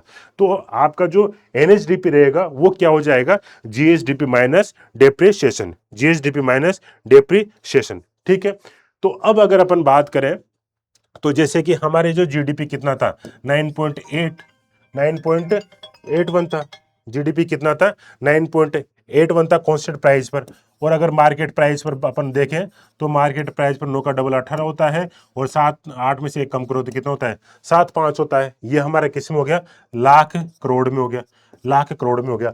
अब इस जीडीपी में से अगर आप मूल्यह्रास को माइनस करोगे, इस जीडीपी में से अगर आप इस डेप्रिसिएशन को माइनस करोगे, तो आपका जो मूल्य आएगा वो ज्यादा आएगा, कम आएगा? भाई बताना लोग। कम आएगा ऑब्वियसली। क्यों? क्योंकि इसमें से डेप्रिसिएशन भी तो माइनस हुआ है ना। तो इसका 2025-26 के दौरान हमारा जो कांस्टेंट प्राइस पर ये रहा है, ये कितना रहा है? 8.9 लाख करोड़ रुपए, 8.9 लाख करोड़ रुपए। और ये कितना रहा है? ये रहा है आपका 16.85 लाख करोड़। ये कितना रहा है? 16.85 लाख करोड़। आपको याद कैसे करना है? आपको ऐसे याद करना है, पहले तो ये समझो आप ये चीज क्लियर है कि जितना जीएसडीपी होगा उसमें से अगर आप गिसावट, मूल्यह्रास या फिर आप अपना जो डेप्रिसिएशन उसको माइनस कर देंगे तो आपको नेट स्टेट डोमेस्टिक प्रोडक्ट प्राप्त होगा। और ये 100% श्योर हूं मैं, और आप भी श्योर होंगे कि जो नेट स्टेट डोमेस्टिक प्रोडक्ट है वो डेफिनेटली उसकी वैल्यू क्या आएगी, जीडीपी से कम आएगी, जीएसडीपी से कम आएगी। तो ये चीज तो आपको पता है, ठीक है। अब हमारी कांस्टेंट प्राइस पर जीडीपी कितनी थी, 9.81 थी, और मार्केट प्राइस पर कितनी थी, 9 का डबल 18, 8 में से कम करो 7, 9.75। इन दोनों में से अगर अपन डेप्रिसिएशन को माइनस कर लेंगे तो देखो 8 से, ये वाला जो 8 है इससे आपको बहुत सारी चीजें याद होगी। 8.66 आपकी क्या है, ग्रोथ रेट। इस 8 से अपन ने याद किया था 8.66 आपकी क्या है, ग्रोथ रेट। और इसी 8 से आप ये भी याद कर सकते हो कि कांस्टेंट प्राइस पर एनएसडीपी कितना है, 8.59 लाख करोड़ या फिर 8.6 लाख करोड़ रुपए, है ना। इधर हमारा 8.75, 8.75 लाख करोड़ था, तो ये घटकर कितना हो गया, है ना, ये घटकर कितना हो गया, देखो ये 8 का डबल कितना हो गया, 8 का डबल हो गया 16, तो 16.85 लाख करोड़। क्लियर है, 8.59 लाख करोड़ रुपए और 16.85 लाख करोड़ रुपए, कितना हो जाएगा।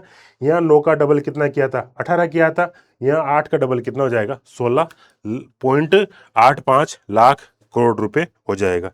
ये क्लियर है आपकी, क्लियर है यहां तक, किसी को कोई डाउट है ना। तो जो एनएसडीपी है, ये एनएसडीपी आप लोगों को पता चल ही गया होगा, ठीक है। मैंने बताया कि हमारा जीएसडीपी कितना था, 9.81 लाख करोड़ रुपए था। अगर अपन मार्केट प्राइस पर देखते हैं तो 18.75 था, ठीक है। इस 8 से आपको ये याद रखना है कि एनएसडीपी कितना हो जाएगा, 8.59 लाख करोड़ हो जाएगा। इस 8 का डबल अगर आप करते हो तो ये कितना हो जाएगा आपका, 16। 8 का डबल कितना हो जाएगा, 16, तो 16.8 लाख करोड़ रुपए, 16.85 लाख करोड़ रुपए। ऐसे आपको याद रखना है, दोनों केस में क्या हो जाएगा, डबल हो जाएगा, ठीक है। जीएसडीपी के केस में भी दोनों एक दूसरे के डबल हो रहे हैं, और एनएसडीपी के केस में भी दोनों एक दूसरे के क्या हो रहे हैं भाई लोगों, डबल हो रहे हैं। So I think this is clear to you all, ठीक है। नेक्स्ट जो हमारा इंडिकेटर है, पहले एक बार इसकी थोड़ी सी डेफिनेशन भी देख लेते हैं कि जो अगर इसकी डेफिनेशन एग्जाम में सपोज लिखने को आएगी नहीं वैसे तो, लेकिन फिर भी अगर आप समझना चाहे तो, जैसे मैं आप लोगों को बता चुका हूं, किसी देश या राज्य में एक निश्चित अवधि या फिर निश्चित अवधि जनरली क्या होता है, एक फाइनेंशियल ईयर होता है। निश्चित अवधि जनरली क्या होती है, एक फाइनेंशियल ईयर होता है। इस फाइनेंशियल ईयर में उत्पादित अंतिम वस्तुओं और सेवाओं के कुल मूल्य में से, तो यहां तक तो आपकी होगी जीडीपी की डेफिनेशन, है ना। उत्पादित अंतिम वस्तुओं और सेवाओं के कुल मूल्य में से जब आप डेप्रिसिएशन को माइनस कर देते हैं तो जो मूल्य आपको प्राप्त होता है वो क्या बोलता है, कि वो क्या कहलाता है, आपका एनएसडीपी कहलाता है। यानी कि जो एनएसडीपी हो गया आपका बेसिकली जीएसडीपी माइनस ये जो डेप्रिसिएशन है इसको आप माइनस कर देंगे तो ये वाला फिगर आपको यहां से मिल जाएगा, ये वाला फिगर आपको यहां से मिल जाएगा। और ये राज्य की वास्तविक शुद्ध आय को दर्शाता है, actual net income of the state क्या इंडिकेट करता है, एनएसडीपी इंडिकेट करता है। क्लियर है। और इसी एनएसडीपी को आधार बनाकर, इसी एनएसडीपी को आधार बनाकर आपकी पर कैपिटा इनकम कैलकुलेट की जाती है। क्या कैलकुलेट की जाती है, पर कैपिटा इनकम, यानी कि प्रति व्यक्ति आय आपकी कैलकुलेट की जाती है। तो ठीक है, अगला आपका टॉपिक देखते हैं कौन सा है। अगला है आपका पर कैपिटा इनकम। क्या है, पर कैपिटा इनकम। अगर अपन पर कैपिटा इनकम की बात करें तो सबसे पहले तो जैसे मैं डेफिनेशन आप लोगों को बता ही चुका हूं पहले कि जो पर कैपिटा इनकम, या फिर आप इसको बोल सकते हैं कि जो प्रति व्यक्ति आय है, प्रति व्यक्ति आय, प्रति व्यक्ति आय आपकी कितनी हो जाएगी, ये हो जाएगी NSDP, net state domestic product, upon आपकी पॉपुलेशन, पॉपुलेशन जनसंख्या, ये है मध्यवर्षी यानी कि मिड ईयर के दौरान, किसी भी फाइनेंशियल ईयर की जब अगर अपन पर कैपिटा इनकम कैलकुलेट करते हैं तो देखते हैं उस वर्ष में, मध्य वर्ष में टोटल पॉपुलेशन कितनी थी, मध्य वर्षीय जनसंख्या कितनी थी। तो ये आपका क्या आ गया, बेसिकली ये आपका आ गया पर कैपिटा इनकम।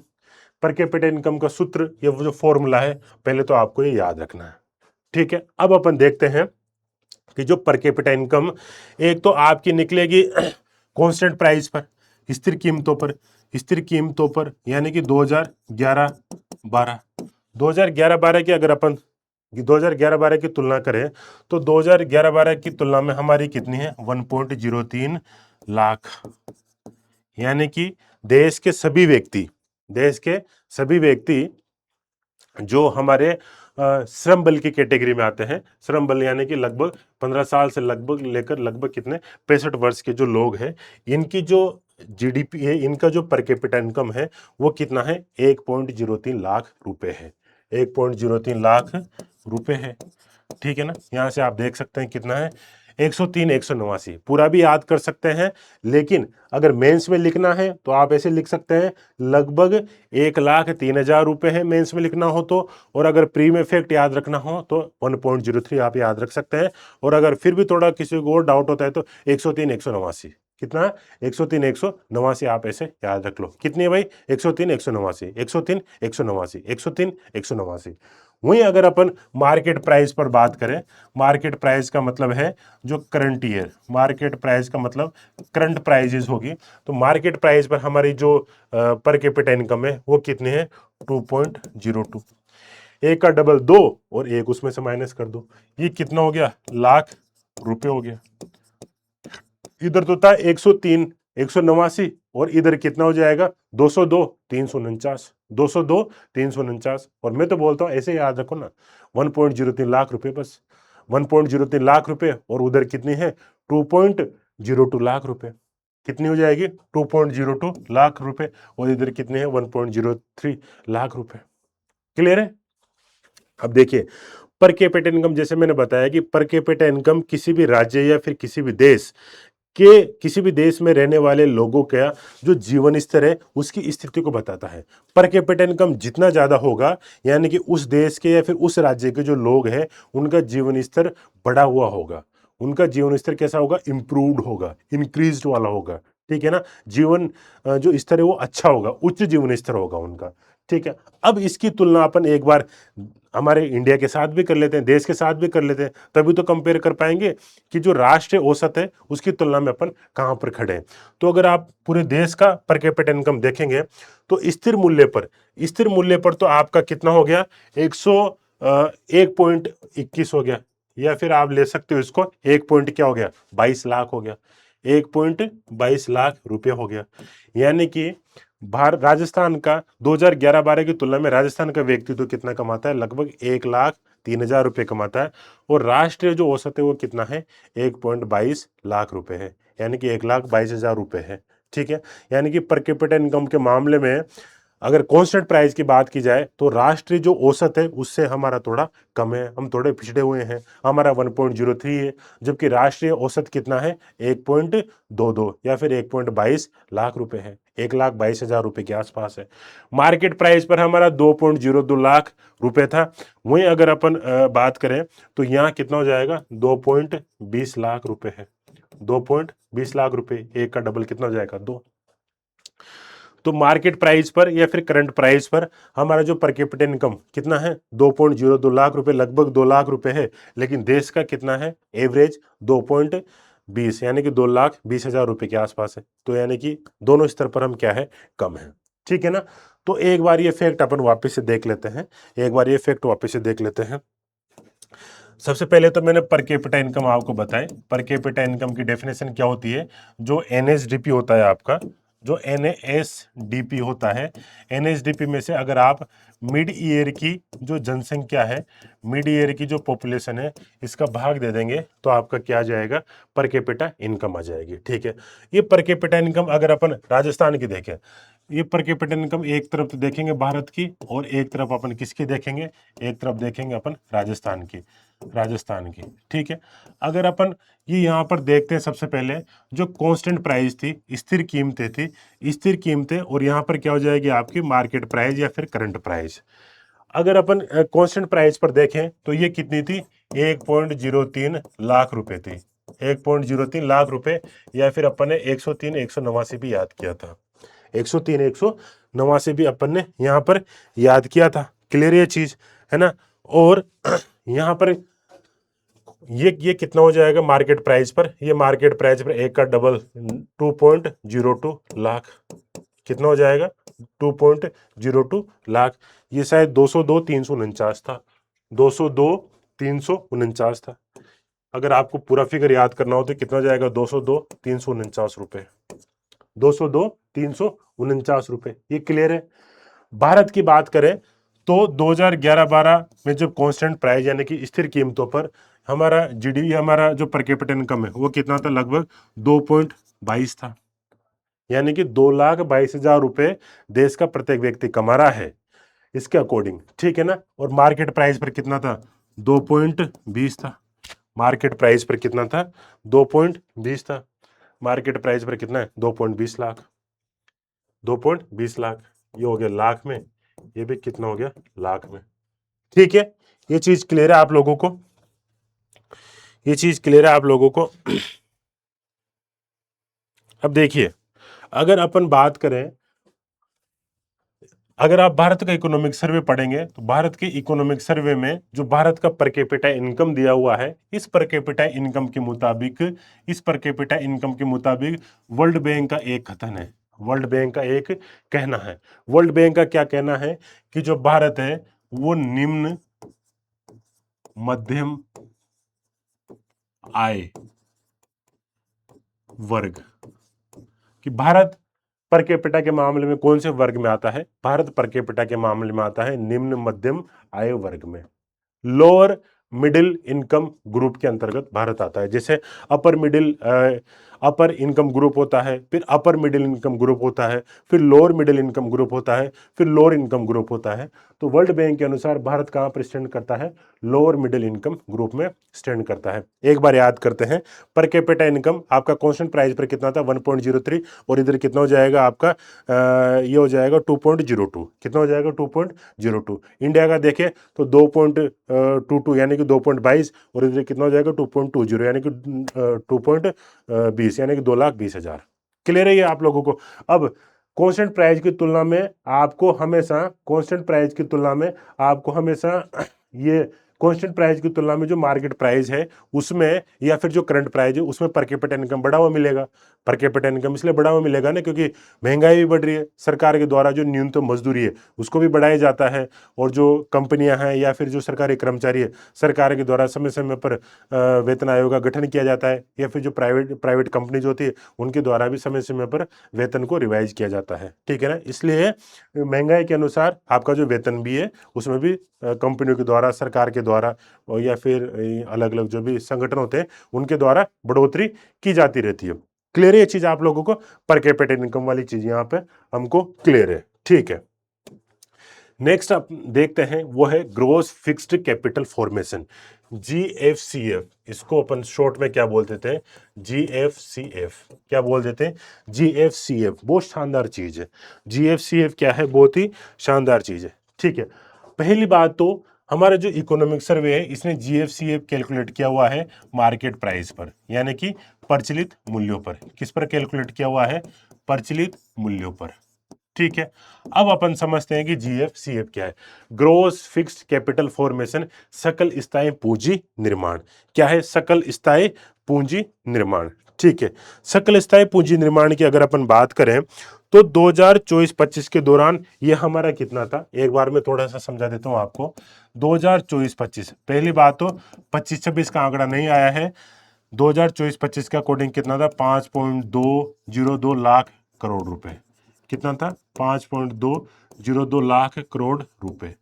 कितना, ये 5.02 लाख करोड़ रुपए है। और ये जीडीपी का कितना है, ये जीडीपी का है, ये जीडीपी का है 29.5%। दोनों चीजें समझते हैं, है ना, बहुत शानदार तरीके से समझेंगे। देखिए, पूंजी निर्माण का मतलब क्या होता है, पूंजी निर्माण का मतलब होता है पूंजी निर्माण, पूंजी निर्माण का मतलब है कि जहां से हमको रेवेन्यू प्राप्त होता है, जहां से हमको फ्यूचर में रेवेन्यू प्राप्त होने के चांसेस है। सरकार जो अपना खर्चा करती है, सरकार अपना खर्चा दो प्रकार से कर सकती है, सरकार अपना खर्चा दो प्रकार से कर सकती है। एक तो करती है जो खर्च है, एक तो करती है कि जो सामान्य गतिविधियां हैं, जो सामान्य गतिविधियां हैं उनमें अपना खर्च कर सकती है। सामान्य गतिविधियां कौन कौन सी होगी, जैसे कि वेतन दे दिया, वेतन दे दिया, पेंशन दे दी, है ना, दिन प्रतिदिन का जो प्रशासन चलाया जाएगा, इस प्रशासन के द्वारा बहुत सारे खर्चे होंगे। कहीं पे रोड टूट गई, कहीं पे कुछ कर दिया, कहीं पे नल खराब हो गया, कहीं पे क्या हो गया, कहीं पे गंदगी फैली हुई है ना। दिन प्रतिदिन की ये बहुत सारी घटनाएं होती है, इनके ऊपर सरकार को खर्च करना होता है।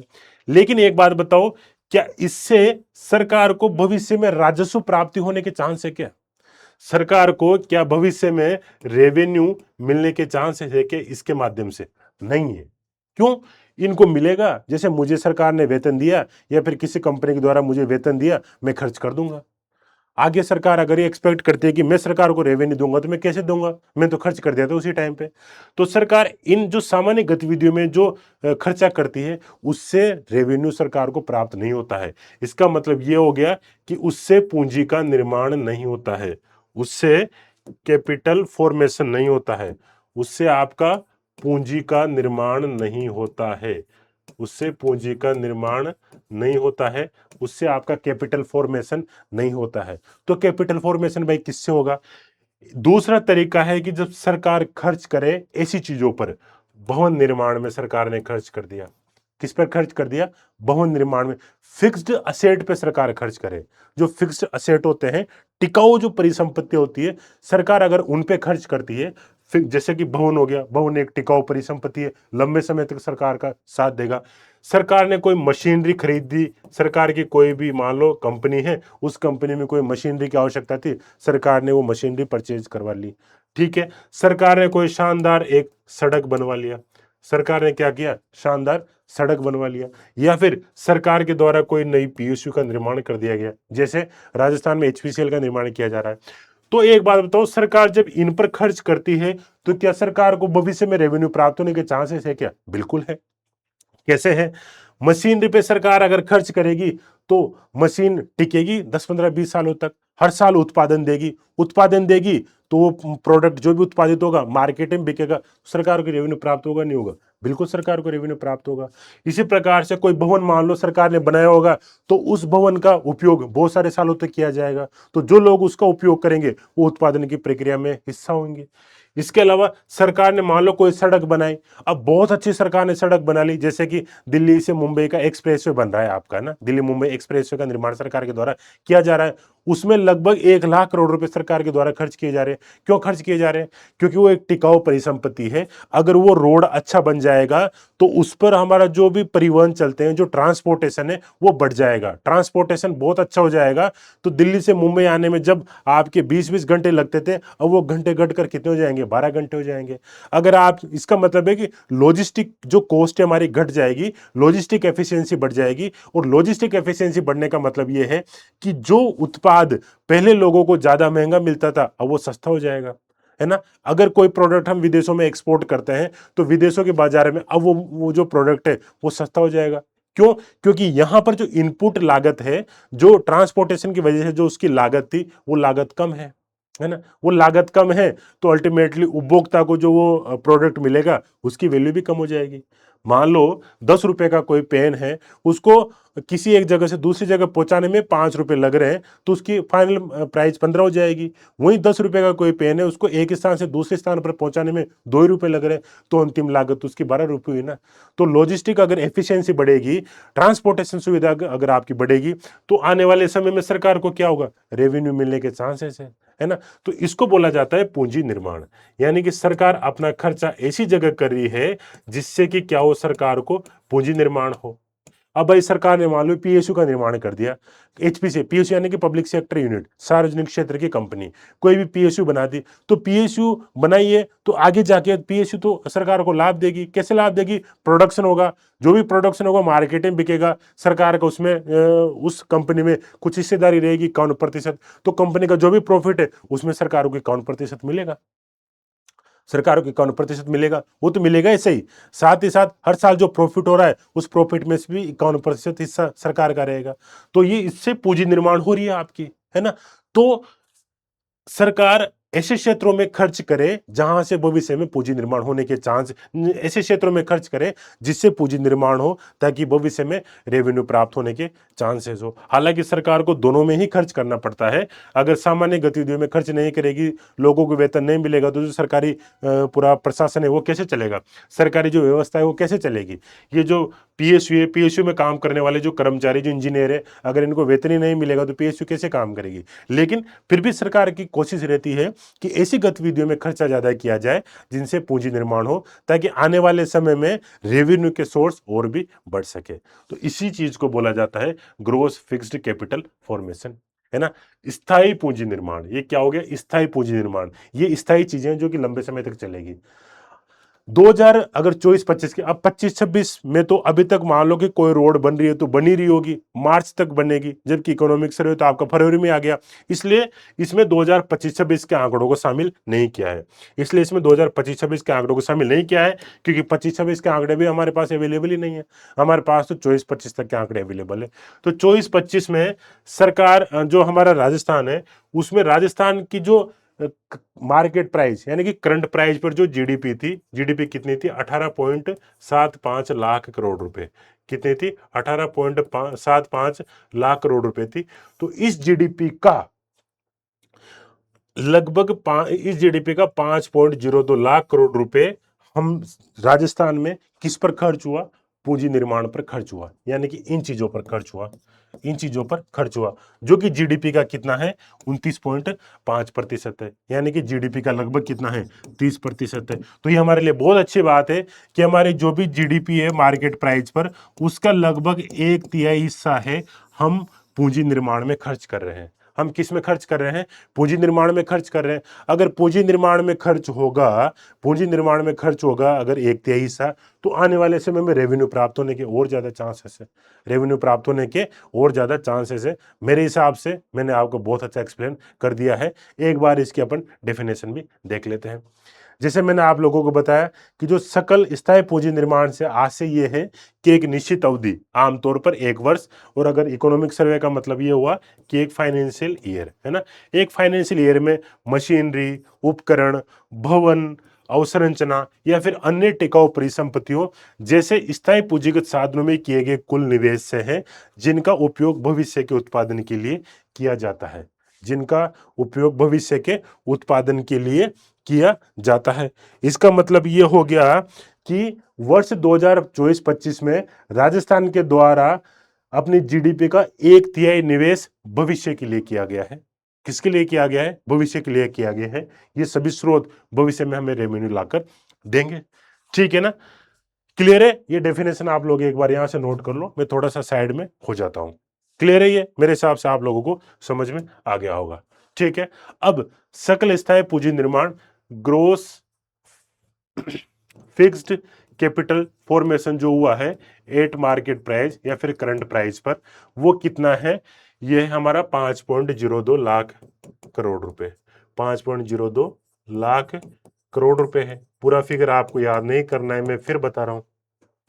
और ये जितने भी डेटा है अपन एक बार पढ़ लेते हैं, फिर वापस से रिवीजन कर लेंगे। जीडीपी और जीएसवी इनके तो मैं आपको बता ही चुका हूं। जीएसवी का बताओ एक बार, कांस्टेंट प्राइस पर जीएसवी का कितना है, कितना था, 25, 28 और 46।